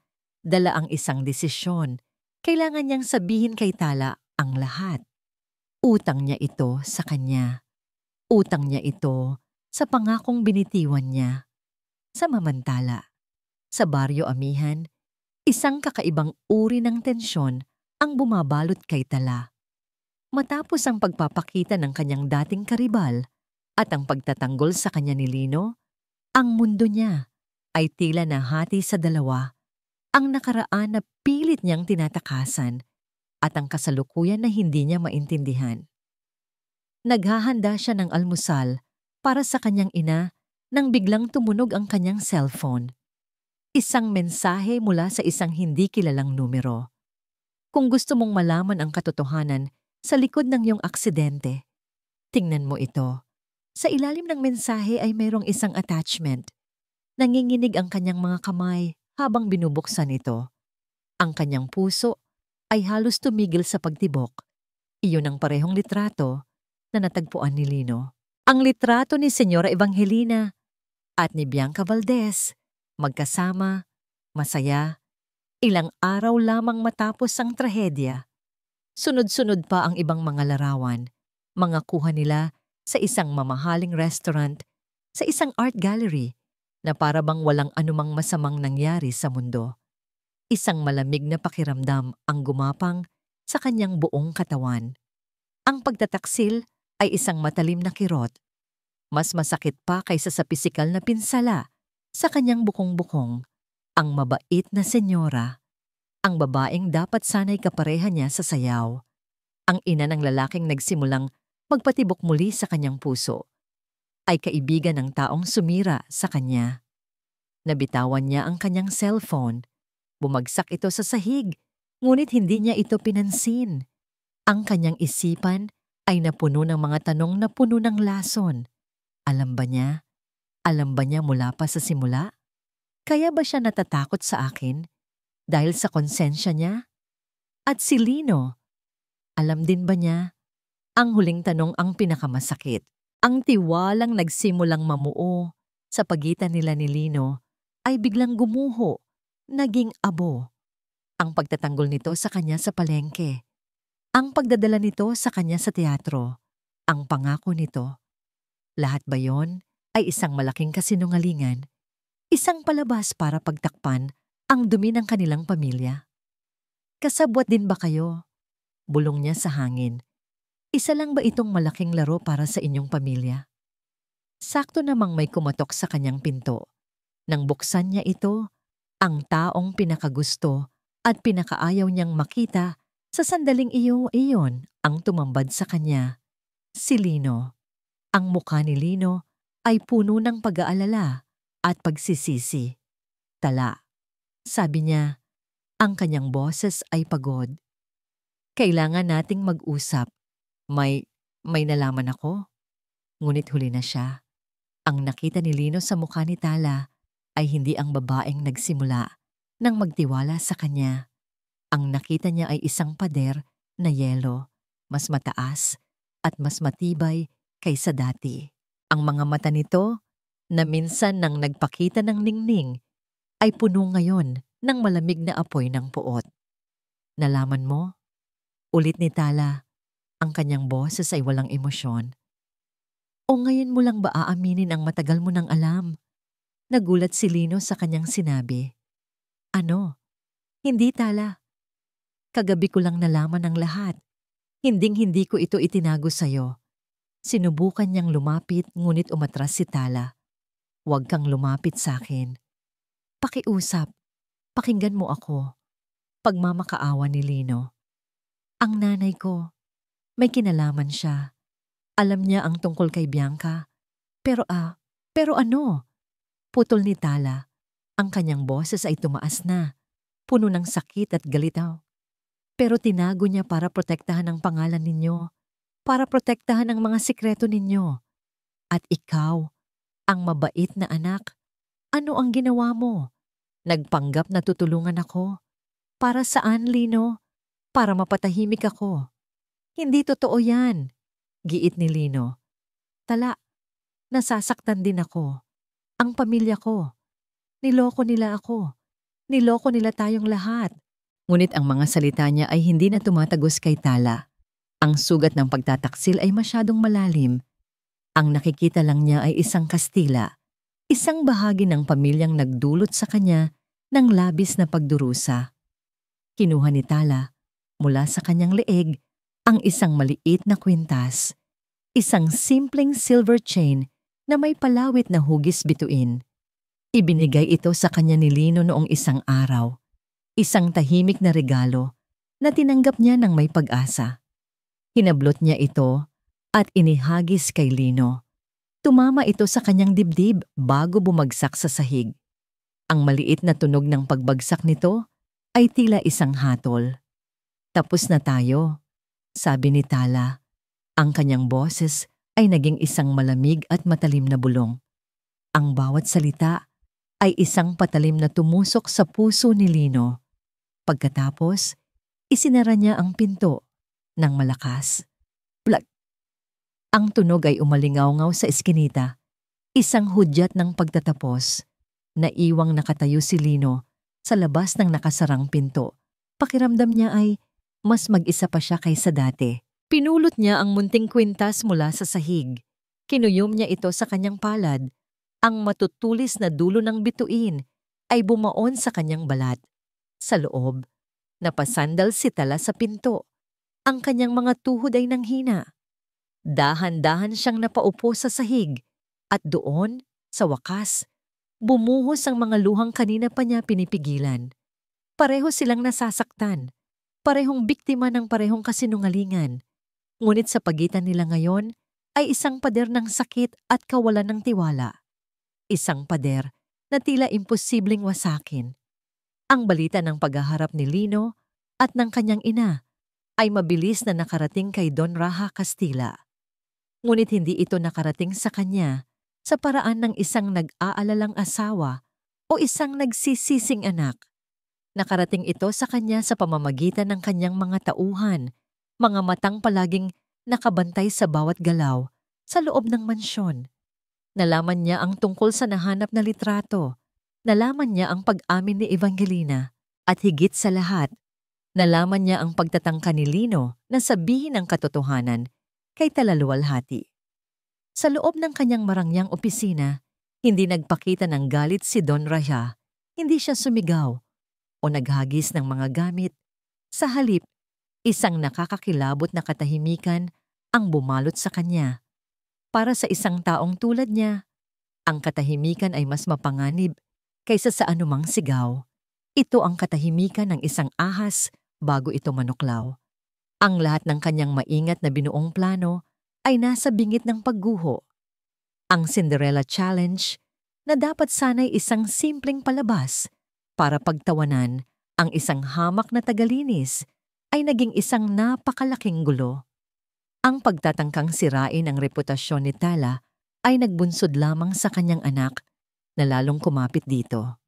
At ngayon, ang mga sikreto ng kanyang pamilya, mga sikretong pilit niyang ibinaon sa loob ng maraming taon, ay nagsisimula ng lumabas. Higit pa rito, may mas malaking problema.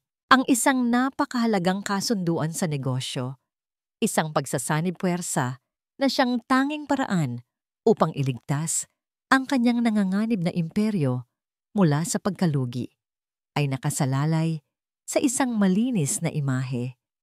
Ang anumang eskandalo ay maaaring maging dahilan upang umatras ang kanyang mga kasosyo. At si Tala Luwalhati, ang babaeng minsan niyang tinawag na pulubi, ay naging sentro ng lahat ng banta na ito. Kailangan niyang tapusin ito, minsan at para sa lahat. Kinabukasan, habang si Tala ay abala sa pag-aalaga sa kanyang ina, sinusubukang isantabi ang sakit ng kanyang puso. Isang itim at makintab na kotse ang huminto sa harap ng kanilang apartment. Bumaba mula rito Ang isang lalaking nakasuot ng barong, hindi si Lino, kundi isang tauhan na may malamig at profesional na anyo. Binibining luwalhati, tanong nito, "Nais po kayong makausap ni Don Raha Castilla. Hinihintay niya po kayo sa isang coffee shop sa malapit." Naramdaman ni Tala ang panlalamig ng kanyang sikmura. Ang hari mismo, ang pinuno ng ahas. Para saan? Wala akong interes na makipag-usap sa kanya, mariing sagot ni Tala. Ang lalaki ay hindi nagulat. Tila inaasahan na niya ang sagot na ito. May kinuha siyang isang sobre mula sa kanyang bulsa at iniabot ito kay Tala. Sinabi po niya na baka magbago ang isip ninyo pagkatapos ninyong makita ito.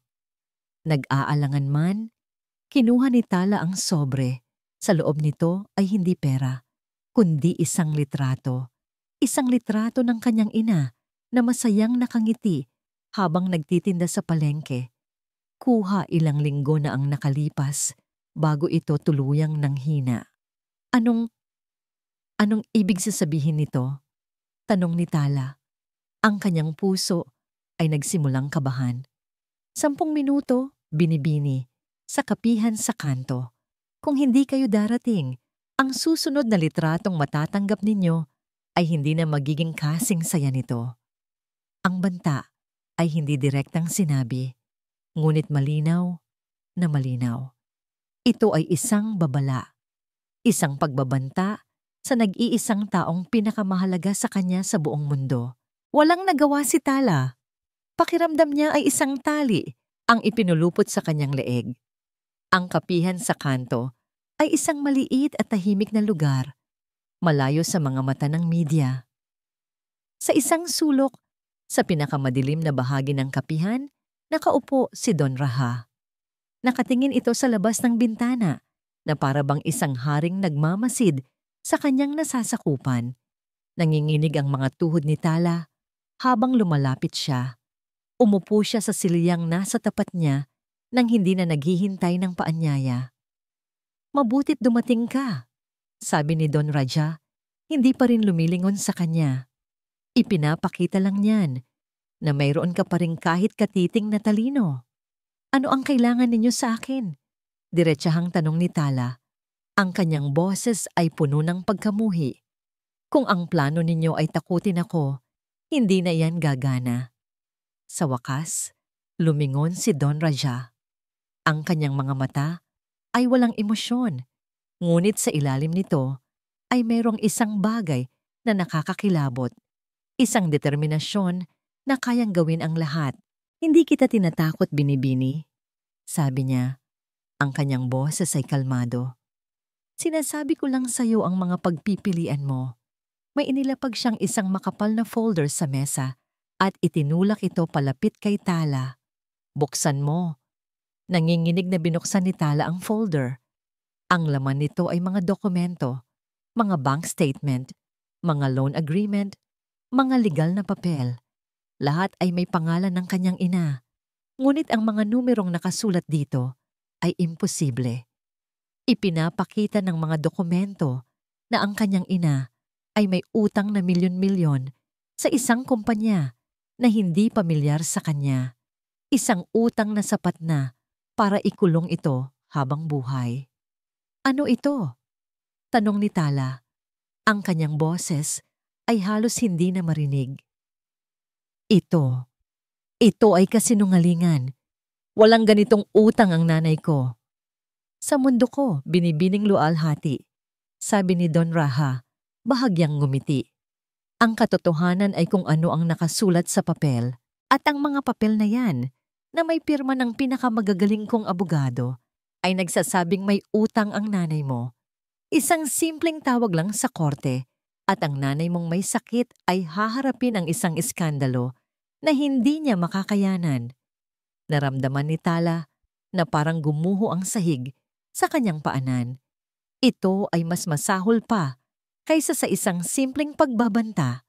Ito ay isang perpektong bitag, isang bitag na walang kawala. "Hayop ka!" bulong niya.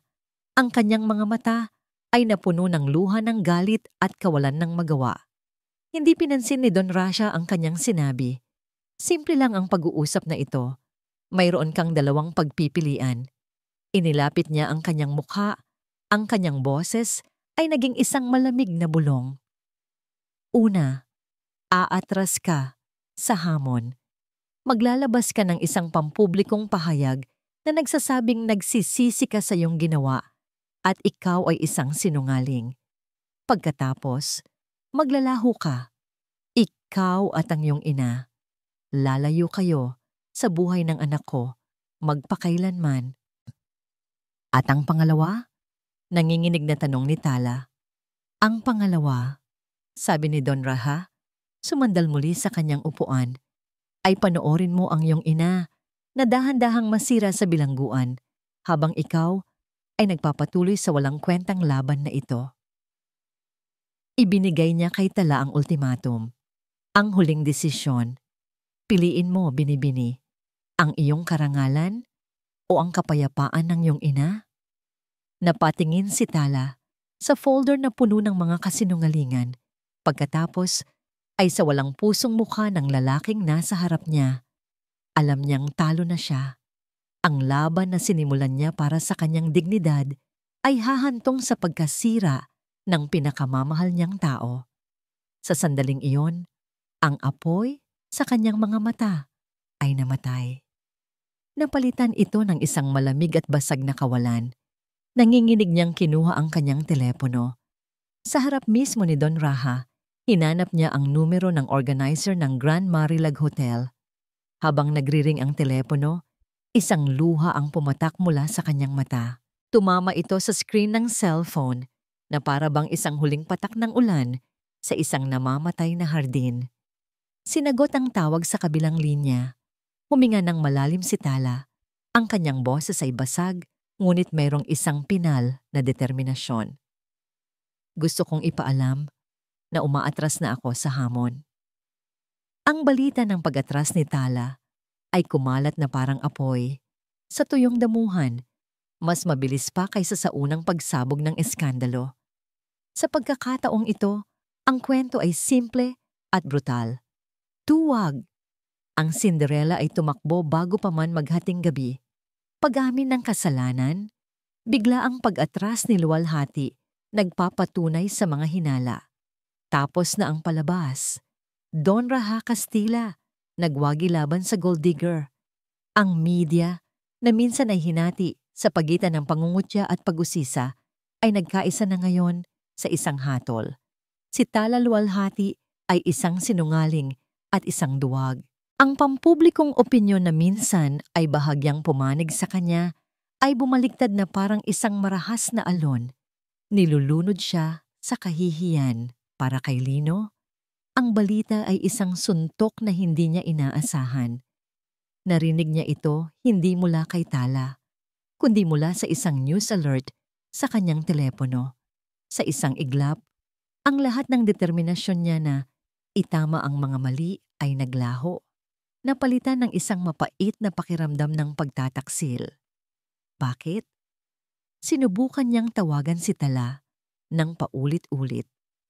Ngunit ang bawat tawag ay napupunta lamang sa isang malamig at walang buhay na voicemail. Sinubukan niyang pumunta sa Baryo Amihan, ngunit hinarang siya ng mga tauhan ng kanyang ama sa mismong gate ng mansyon. Utos po ni Don Raja, Sir, hindi po kayo maaaring umalis. Nakulong siya sa kanyang sariling tahanan, isang ginintuang hawla, habang ang babaeng pinangakuan niyang proprotektahan ay mag-isang sinasalo ang lahat ng paninira ng mundo. At ang pinakamasakit sa lahat ay ang isiping marahil, totoo nga ang sinasabi ng lahat. Marahil, sumuko na nga si Tala. Marahil, hindi na nito kinaya ang laban. Sa mansyon, ang kapaligiran ay nagbago. Si Don Raja ay kalmado na.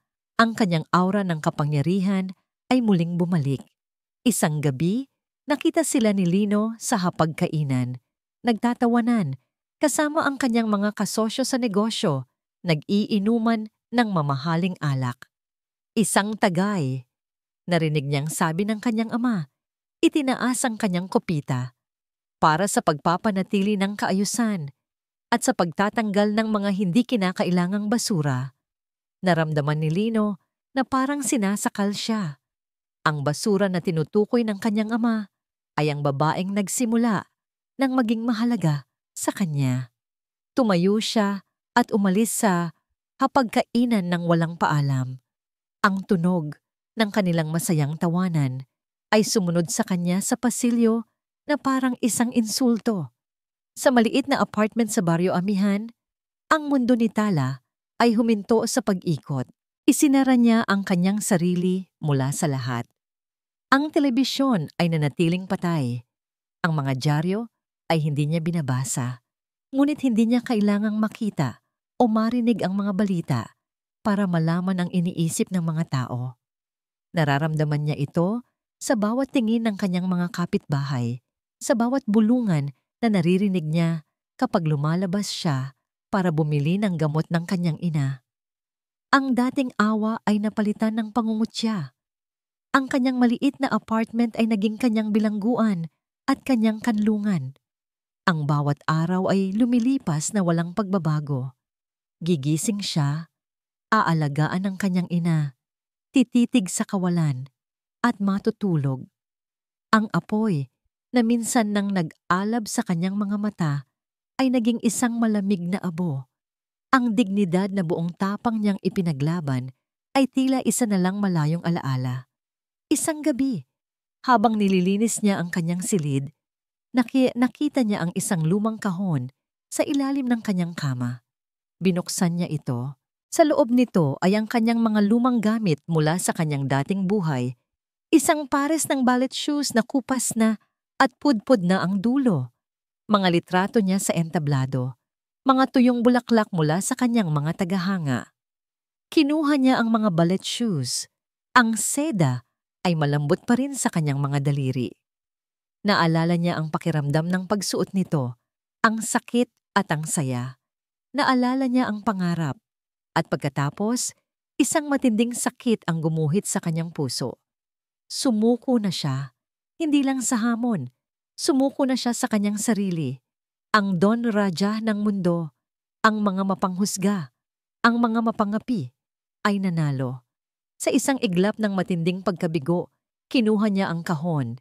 Dinala niya ito sa labas, kung saan naroon ang kanilang basurahan. Isa-isa, itinapon niya ang lahat ng alaala ng kanyang nakaraan. Ang mga litrato, ang mga bulaklak, at sa huli, ang mga ballet shoes. Bumagsak ito sa ibabaw ng mga basura, isang simbolo ng isang winasak na pangarap. Bumalik siya sa loob ng kanyang silid at umupo sa dilim. Pakiramdam niya ay wala nang natira. Ang kanyang karangalan ay dinungisan. Ang pag-asa sa pag-ibig ay dinurog. Ang kanyang nag-iisang koneksyon sa kanyang dating pagkatao ay itinapon na niya. Lahat ay nawala. Habang nakaupo siya roon, sa gitna ng kanyang sariling kadiliman, isang mahinang kaluskos ang narinig niya mula sa pinto. Pumasok ang kanyang ina. Dahan-dahang naglalakad, nakasandal sa dingding para sa suporta. Nakita nito ang walang buhay na anyo ng kanyang anak na nakaupo sa sahig. Tala, anak ko, mahinang sabi ng kanyang ina. Hindi lumingon si Tala. Umupo ang kanyang ina sa tabi niya sa sahig, isang bagay na matagal na nitong hindi nagagawa dahil sa kanyang karamdaman. Hinawakan nito ang kamay ni Tala. Malamig ito na parang yelo. May mga bagay na hindi ko sinabi sa iyo, anak. Nagsimulang magsalita ang kanyang ina. Ang boses ay nanginginig, ngunit may bagong lakas. Mga bagay na akala ko ay proprotektahan ka sa pamamagitan ng hindi mo pag-alam. Pero nagkamali ako. Ang pananahimik ko ay mas lalo ka lang palang sinasaktan. Hindi pa rin kumikibo si Tala, ngunit hindi na kasing tigas ng dati ang kanyang mga balikat. Matagal mo nang tinatanong kung nasaan ang tatay mo. Patuloy ng kanyang ina, ang bawat salita ay mabigat. Ang palagi kong sinasabi ay iniwan niya tayo, na isa siyang duwag. Iyon ang mas madaling sabihin, pero hindi iyon ang buong katotohanan. Sa wakas, dahan-dahang lumingon si Tala. Ang pagbanggit sa kanyang ama ay isang bagay na hindi niya inaasahan. Nakita ng kanyang ina ang kislap ng pag-usisa sa mga mata ng kanyang anak. Sapat na para bigyan siya ng lakas ng loob na magpatuloy. Ang tatay mo, hindi niya tayo iniwan dahil sa gusto niya. Itinaboy siya, tinakot, binayaran para lumayo. Ano? Anong ibig ninyong sabihin? Halos pabulong na tanong ni Tala. Huminga ng malalim ang kanyang ina. Inihahanda ang sarili sa isang sikretong matagal na nitong kinimkim. Ang tatay mo ay isang simpleng hardinero, ngunit nagtrabaho siya para sa isang napakayamang pamilya. Isang araw, may nalaman siyang sikreto, isang napakaruming sikreto tungkol sa kanilang negosyo. Sinubukan niyang gawin ang tama, sinubukan niyang ilabas ang katotohanan. Isang luha ang pumatak sa mata ng matanda. Ngunit ang mga taong yon, sila ang may hawak ng kapangyarihan. Tinakot nila siya. Sinabi nilang kung hindi siya aalis at mananahimik, may mangyayaring masama sa atin, sayo. Kaya umalis siya, hindi dahil duwag siya, kundi dahil mahal na mahal ka niya. Pinili niyang isakripisyo ang sarili niya para sa kaligtasan mo. Naramdaman ni Tala na parang huminto ang kanyang paghinga. Ang buong buhay niya, ang dala niya ay galit para sa isang amang inakala niyang nang iwan. Ngayon, nalaman niyang ang kanyang ama pala ay isang bayani sa sarili nitong paraan. Sino ang pamilyang iyon, Nay? Nanginginig na tanong ni Tala. Tinitigan siya ng kanyang ina. Ang mga mata nito ay puno ng sakit at isang matagal ng kinikimkim na galit. Ang pangalan ng pamilyang iyon, sabi niya, ang kanyang boses ay naging matatag at puno ng bigat, ay Kastila. Ang mga araw sa mansyon ng mga Kastila ay naging mas malamig pa kaysa dati.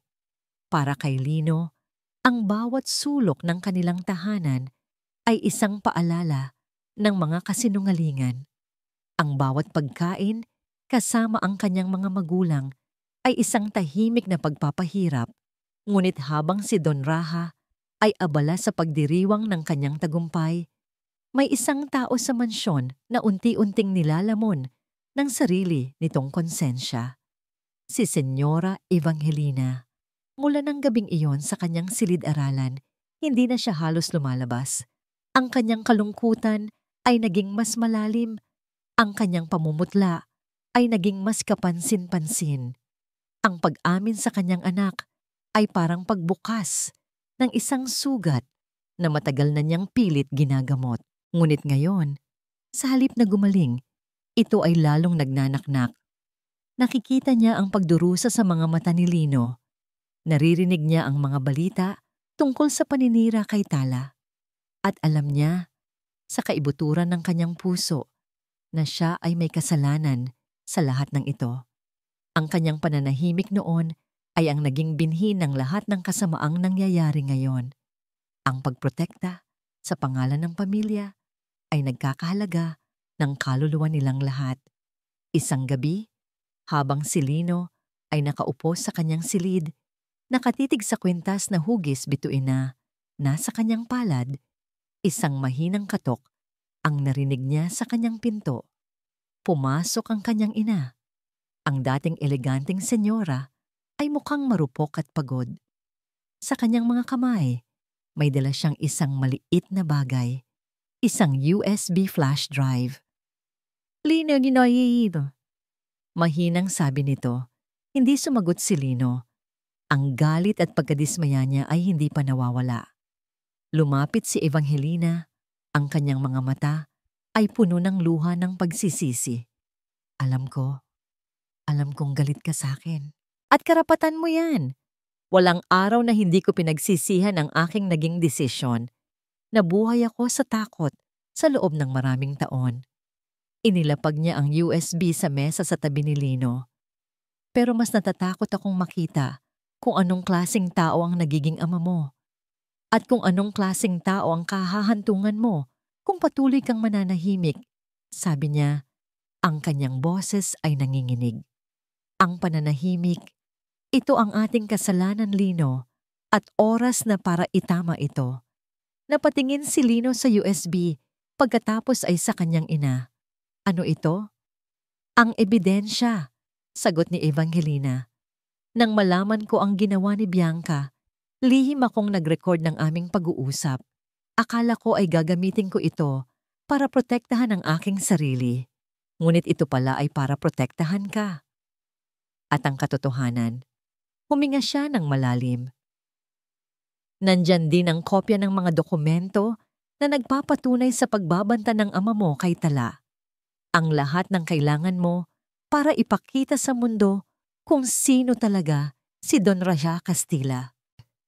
Napatitig si Lino sa maliit na piraso ng teknolohiyang yon. Ito na, ang sandata na kailangan niya. Ang katotohanan na magpapalaya sa kanila o tuluyang sisira sa kanilang pamilya. Patawarin mo ako, anak, humagulgol si Evangelina. Naging mahina ako. Ngayon, ikaw na ang maging malakas para sa ating lahat. Itama mo ang lahat. Pagkasabi noon, tumalikod na siya at lumabas ng silid. Iniwan si Lino na mag-isa, kasama ang bigat ng isang napakalaking desisyon. Isinaksak ni Lino ang USB sa kanyang laptop. Ang unang file na binuksan niya ay isang audio recording. Hindi mo ako pwedeng isumbong, Evangelina. Dahil kung babagsak ako, isasama kita. At ang sikreto ng asawa mo, ang pandaraya niya sa negosyo na magpapabagsak sa Castilla Corporation, alam ko ang lahat. Iyon ang boses ni Bianca Valdez, puno ng pagbabanta. Sunod-sunod niyang tiningnan ang mga dokumento, ang mga pekeng kasunduan sa utang na ginamit laban sa ina ni Tala, ang mga email na naglalaman ng utos ni Don Raja sa kanyang mga tauhan. Habang nakikita niya ang lahat ng ebidensya, ang galit ni Lino ay napalitan ng isang malamig at matatag na determinasyon. Mali ang inisip niya. Hindi sumuko si Tala. Pinilit siyang sumuko. Ikinulong siya sa isang sitwasyong walang pagpipilian. At siya, sa halip na unawain ito, ay nagduda pa sa kanya. Isang matinding pagsisisi ang bumalot sa kanya. Kailangan niyang bumawi. Kailangan niyang humingi ng tawad. Kinuha niya ang kanyang telepono at tinawagan ng isang pinagkakatiwalaang kaibigan, isang investigative journalist na kilala sa kanyang katapangan. Ipinaliwanag niya ang lahat, ang buong kwento, mula sa simula hanggang sa katotohanang hawak niya ngayon. Magkasama, bumuo sila ng isang plano na isasagawa hindi sa social media o sa mga gossip blog, kundi sa isang lugar kung saan ang katotohanan ay hindi maaaring itago. Pagkatapos ng tawag, alam na ni Lino ang huling hakbang na kailangan niyang gawin. Nagmaneho siya papunta sa Barrio Amihan. Ang mga tauhan ng kanyang ama ay wala na sa gate. Ang krisis ay tapos na para sa kanila. Huminto siya sa tapat ng apartment ni Tala. Ang ilaw sa loob ay patay. Naisip niya, baka huli na ang lahat. Baka hindi na siya patatawarin nito. Ngunit kailangan niyang subukan. Kumatok siya sa pinto. Walang sumasagot. Kumatok siyang muli, mas malakas. Tala, tawag niya. Ang kanyang boses ay bahagyang nanginginig. Pakiusap, buksan mo ang pinto.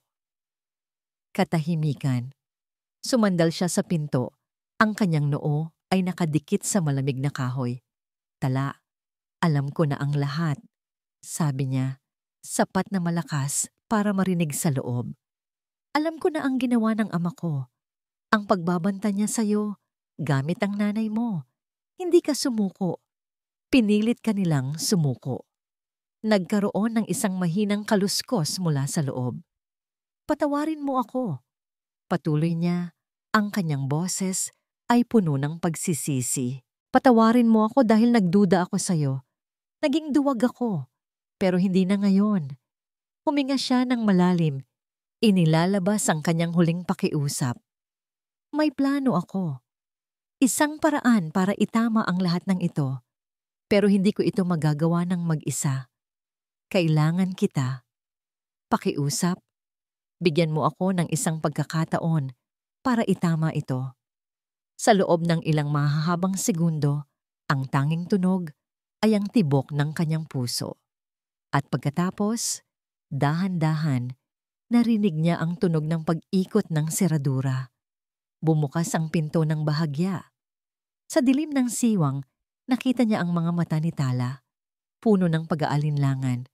Ngunit may isang maliit na kislap ng isang bagay na matagal nang nawala. Pag-asa.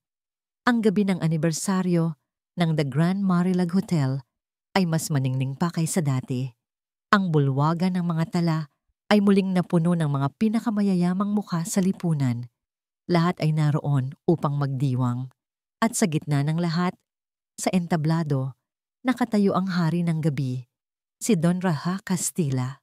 Hawak niya ang isang mikropono. Ang kanyang boses ay umaalingaw-ngaw sa buong bulwagan. Puno ng kapangyarihan at pagmamalaki. Nagpapasalamat siya sa kanyang mga bisita, nagbibigay ng isang talumpati tungkol sa integridad, karangalan, at sa tagumpay ng kanyang pamilya. Para sa lahat, isa siyang haligi ng komunidad, isang perpektong larawan ng tagumpay. Ngunit habang nagsasalita siya, isang bagay na hindi inaasahan ang nangyari. Ang malaking pinto sa likuran ng bulwagan ay dahan-dahang bumukas. Ang lahat ng ilaw sa bulwagan ay biglang namatay, maliban sa isang spotlight na biglang tumutok sa pinto. Natahimik ang lahat. Maging si Don Raya ay natigilan sa gitna ng kanyang talumpati, naguguluhan. Mula sa dilim, isang figura ang lumabas at humakbang patungo sa liwanag. Isang babae. Hindi siya nakasuot ng uniforme ng tagalinis. Hindi siya nakasuot ng simpleng duster. Nakasuot siya ng isang simpleng ngunit eleganteng puting bestida na umaagos na parang tubig sa bawat hakbang niya. Ang kanyang buhok ay nakaayos ng simple at ang kanyang muka ay may kaunting kolorete lamang, ngunit sapat na yon upang bigyang diin ang isang bagay na matagal nang nawala. Ang apoy sa kanyang mga mata. Si Tala Luwalhati, isang kolektibong paghinga ng pagkagulat ang maririnig mula sa mga bisita. Siya ba yon? Ang babaeng duwag? Ang babaeng tumakbo? Anong ginagawa niya rito? Sa entablado, ang mukha ni Don Raja ay naging isang maskara ng galit na hindi maitago. Hindi nag-iisa si Tala. Mula sa kabilang panig ng bulwagan, isa pang figura ang lumabas mula sa dilim. Isang binatang nakasuot ng itim na suit, ang kanyang anyo ay matatag at puno ng determinasyon. Si Lino Castilla. Naglakad sila patungo sa gitna ng dance floor. Ang kanilang mga mata ay nakatuon lamang sa isa't isa. Hindi nila pinansin ang bulungan. Hindi nila pinansin ang mga titig. Sa sandaling iyon, sila lang ang tao sa buong mundo. Nang magtagpo sila sa gitna, isang malambing at malungkot na musika ang nagsimulang tumugtog. Hindi ito isang waltz. Isa itong modernong instrumental na piyesa, puno ng sakit, pag-asa at pag-ibig. Inilahad ni Lino ang kanyang kamay, inabot ito ni Tala, at nagsimula silang sumayaw. Ang kanilang sayaw ay hindi isang sayaw para sa kompetisyon. Ito ay isang kwento. Ang bawat galaw ni Tala ay nagsasalaysay ng kanyang pagbagsak, ang sakit, ang pagkawala, ang pagtatago sa dilim. Ang bawat pag-alalay ni Lino ay nagsasalaysay ng kanyang pagsisisi, ang pagkabulag, ang paghahanap sa katotohanan, ang pagnanais na bumawi. Ang kanilang mga katawan ay nag-uusap sa isang lengguwahe na mas malakas pa kaysa sa mga salita. Nagkwento ang kanilang sayaw ng pagtataksil, ng pag-asa, ng pagpapatawad. Sa isang bahagi ng sayaw, bumagsak si Tala, isang perpektong pagganap ng kanyang pagkasira. Ngunit bago pa man siya tuluyang bumagsak sa sahig, naroon si Lino upang saluhin siya, upang itayong muli, upang ipakita na hindi na siya nag-iisa. Habang ang lahat ay nabibighani sa kanilang sayaw, isang bagay pa ang nangyari. Ang malalaking screen sa likod ng entablado na kanina lang ay nagpapakita ng logo ng hotel ay biglang nagbago. Ang lumabas dito ay isang pangalan, Bianca Valdez, sinundan ng isang audio wave at pagkatapos, isang boses ang umalingaw-ngaw sa buong bulwagan. Isang boses na puno ng pagbabanta. Hindi mo ako pwedeng isumbong, Evangelina. Dahil kung babagsak ako, isasama kita. At ang sikreto ng asawa mo, ang pandaraya niya sa negyoso na magpapabagsak sa Castilla Corporation, alam ko ang lahat. Natigilan ng lahat. Ang boses na yon, ang mga salitang yon. Sa entablado, si Don Raja ay namutla na parang isang patay. Tumingin siya sa kanyang mga kasosyo sa negosyo, na ngayon ay nakatingin sa kanya nang may pagdududa at galit. Sinubukan niyang sumigaw sa mga technician. Patayin yan! Patayin ninyo yan! Ngunit huli na ang lahat. Ang kanyang mga tauhan ay napalitan na ng mga taong tapat sa kaibigan ni Lino. Ang audio recording ay nagpatuloy at kasabay nito, ang mga dokumento, mga pekeng kasunduan sa utang, mga email, mga patunay ng pagbabanta ay isa-isang lumabas sa screen, malinaw para makita ng lahat. Ang pandaraya, ang sabwatan, ang kalupitan, lahat ay nakalantad na. Sa gitna ng lahat ng kaguluhan, sa gitna ng pagsabog ng katotohanan, si Tala at Lino ay patuloy pa rin sa kanilang sayaw. Ang kanilang mga galaw ay mas naging mabilis, mas puno ng pag-asa. Ang kanilang sayaw ay hindi na lang tungkol sa kanilang dalawa. Ito ay naging sayaw ng katotohanan, isang sayaw ng paglaya. Ang musika ay umabot sa kanyang kasukdulan. Sa huling nota, binuhat ni Lino si Tala. Isang pagbuhat na hindi lang nagpapakita ng lakas, kundi ng buong pagtitiwala. Dahan-dahan niyang ibinaba si Tala at tumayo itong muli sa kanyang sariling mga paa. Nakatayo siya ng tuwid. Matatag. Sa ilalim ng nag-iisang spotlight, ang kanyang kanang bukong-bukong, ang dating simbolo ng kanyang kahinaan, ang siyang nagbigay sa kanya ng perpektong balanse. Tapos na ang sayaw. Tapos na ang musika. Nakatayo si Tala sa gitna ng bulwagan. Hindi na isang biktima, hindi na isang tagalinis, hindi na isang multo ng nakaraan. Siya si Tala. Isang bituin na muling natagpuan ang kanyang liwanag. Tumingin siya sa nagkakagulong mga tao, sa nagwawalang si Don Raja, at sa wakas, kay Lino na nakatayo sa kanyang tabi. At sa unang pagkakataon, sa loob ng napakatagal na panahon, isang tunay at matamis na ngiti ang sumilay sa kanyang mga labi. Ang gabi ng anibersaryo ng Grand Marilag Hotel ay hindi natapos sa isang masayang selebrasyon. Natapos ito sa isang malaking eskandalo na yumanig sa mundo ng mga mayayaman. Ang pagbagsak ni Don Raja Castilla ay mabilis at walang awa, tulad ng paraan niya ng pagtrato sa mga taong nasa ibaba niya. Isang maikling balita sa telebisyon, ilang linggo pagkatapos ng gabing iyon, ang nagbuod sa lahat. Castilla Corporation, nahaharap sa kasong pandaraya. Mga kasosyo, nagsiatrasan. Si Don Raja Castilla, kasalukuyang iniimbestigahan. Ang imperyong binuo sa kasinungalingan ay gumuho na parang isang kastilyong buhangin. Ngunit para kay Tala, ang balitang yon ay isa na lamang malayong ingay. Ang kanyang laban ay hindi nagtapos sa pagbagsak ng kanyang kaaway. Ang tunay niyang laban ay nagtapos sa gabing iyon nang muli siyang tumayo sa kanyang sariling mga paa at hinarap ang mundo ng walang takot. Isang hapon, ilang buwan pagkatapos ng lahat, nagtagpo sila ni Lino sa isang simpleng parke. Malayo sa mga kamera, malayo sa mga mapanghusgang mata.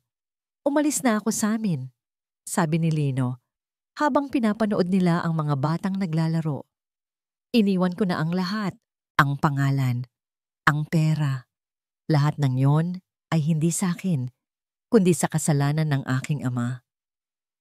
Tumingin siya kay Tala. Ang kanyang mga mata ay puno ng isang bagong kapayapaan. Nagsisimula ako muli mula sa wala. Hindi ka nagsisimula mula sa wala, sagot ni Tala, isang maliit na ngiti sa kanyang mga labi. Nagsisimula ka mula sa katotohanan. At iyon ang pinakamahalagang yaman. Nagkaroon ng isang sandali ng katahimikan sa pagitan nila. Isang katahimikan na hindi na mabigat, kundi puno ng pag-unawa. Tungkol sa nanay mo, sabi ni Tala. Pinatawad ko na siya. Mabilis na sagot ni Lino. Nagkamali siya, oo. Naging mahina. Ngunit sa huli, pinili niya ang tama at iyon ang mahalaga. Tumango si Tala. Ang pagpapatawad. Isang bagay na natutunan din niyang ibigay, hindi lang sa iba, kundi sa kanyang sarili. Pinatawad na niya ang sarili niya sa pagtatago. Pinatawad na niya ang sarili niya sa pagsuko. Ang kanilang kwento ay hindi nagtapos sa isang magarbong kasalan o isang ingranding deklarasyon ng pag-ibig. Ang kanilang kwento ay nagpatuloy sa isang mas tahimik, mas makatotohanang paraan. Isang taon ang lumipas. Sa isang maliit na espasyo sa puso ng Baryo Amihan, isang bagong tunog ang maririnig. Ang tunog ng musika at ng maliliit na paang nagsisikap matutong sumayaw. Ang lugar ay isang maliit na dance studio. Ang sahig ay hindi gawa sa mamahaling kahoy at ang mga salamin ay hindi perpekto. Ngunit para kay Tala, ito ang pinakamagandang entablado sa buong mundo. Sa tulong ng kaunting ipon at ng tulong ni Lino sa pag-aayos, itinayo niya ang Hiraya Dance Studio, isang lugar kung saan ang mga batang walang kakayahang magbayad para sa mamahaling ballet lessons ay maaaring matutong mangarap. Nakatayo si Tala sa gitna, tinuturuan ng isang maliit na batang babae kung paano panatilihin ang kanyang balanse. Nakasuot lang siya ng simpleng leggings at t-shirt, ngunit sa mga mata ng kanyang mga estudyante, isa siyang reyna. Ganyan nga, sabi niya. Ang kanyang boses ay puno ng pasensya at pagmamahal. Ang balanse ay hindi lang nanggagaling sa paa. Nanggagaling ito sa puso. Sa bawat batang tinuturuan niya, nakikita niya ang kanyang sarili. Ang batang puno ng pangarap. Ngunit sa pagkakataong ito, naroon siya para gabayan sila, para sabihing posible ang lahat. Napatingin siya sa may pinto. Nakatayo roon si Lino, nakasandal sa hamba ng pinto. May dala siyang isang kahon ng simpleng tinapay para sa mga bata. Hindi na siya nakasuot ng mamahaling suit. Isa na siyang simpleng construction manager, nagtatrabaho ng marangal para itaguyod ang sarili. Nagtagpo ang kanilang mga mata. Walang salitang namutawi, tanging mga ngiti lamang. Isang ngiti na nagsasabi ng lahat, ng pasasalamat, ng paghanga, ng isang pag-ibig na binuo hindi sa kabila ng mga pagsubok, kundi dahil sa mga ito. Natagpuan ni Tala ang kanyang liwanag, hindi sa ilalim ng maningning na ilaw ng isang malaking entablado, kundi sa mga matang puno ng pag-asa ng mga batang tinuturuan niya. Natagpuan niya ang kanyang sayaw, hindi sa perpektong mga hakbang, kundi sa pagbabahagi ng kanyang talento sa iba. Lumapit siya kay Lino sa may pinto. Magkaahawak kamay nilang pinanood ang mga bata na masayang nagsasayaw. Sa labas, ang araw ay dahan-dahang lumulubog. Nagpipinta ng kulay kahel at rosas sa kalangitan ng Baryo Amihan. Hindi ito ang engranding katapusan na inaasahan ng marami, ngunit para sa kanila, ito ang perpektong simula. Isang bagong kabanata na isusulat hindi ng tadhana, kundi ng kanilang sariling mga pagpapasya, pagpapatawad at pag-ibig. At dito nagtatapos ang kwento ni Tala at Lino. Isang taos-pusong pasasalamat po mula sa kaibuturan ng aking puso sa inyong lahat na sumama sa amin sa bawat kabanata ng paglalakbay na ito. Mula sa unang pagkadapa ni Tala sa bulwagan ng mga tala hanggang sa kanyang huling sayaw ng katotohanan, naramdaman ko po ang inyong presensya, ang inyong mga hininga at ang inyong mga damdamin. Ang pagsulat sa kwentong ito ay isang paglalakbay din para sa akin. May mga pagkakataong nadala ako sa galit, sa lungkot, at higit sa lahat, sa kilig na dulot ng namumuong pag-ibig sa pagitan ng dalawang taong nagmula sa magkaibang mundo. Sinikap kong isulat ang isang kwento na hindi lamang tungkol sa pag-ibig sa pagitan ng isang lalaki at isang babae, kundi tungkol din sa pag-ibig sa sarili, sa pagpapatawad, sa nakaraan, at sa hindi namamatay na pag-asa na laging may bagong umaga na naghihintay. Naway ang kwento ni Natala at Lino ay magsilbing paalala na ang tunay na lakas ay hindi nasusukat sa kung gaano karaming beses tayong hindi bumagsak, kundi sa kung gaano karaming beses tayong pinipiling bumangon at sumayaw muli. Naway baunin natin ang kanilang aral na ang pinakamahalagang entablado sa buhay ay hindi kung saan tayo pinapanood ng mundo, kundi kung saan natin natatagpuan ang ating tunay na kaligayahan at kapayapaan. Hanggang sa muli nating pagkikita sa susunod na kwento, lagi po ninyong tatandaan na ang bawat isa sa atin ay isang bituin na may kakayahang magliwanag sa sarili nating kalangitan. Maraming salamat po at manatili nawang puno ng pag-ibig at pag-asa ang inyong mga puso.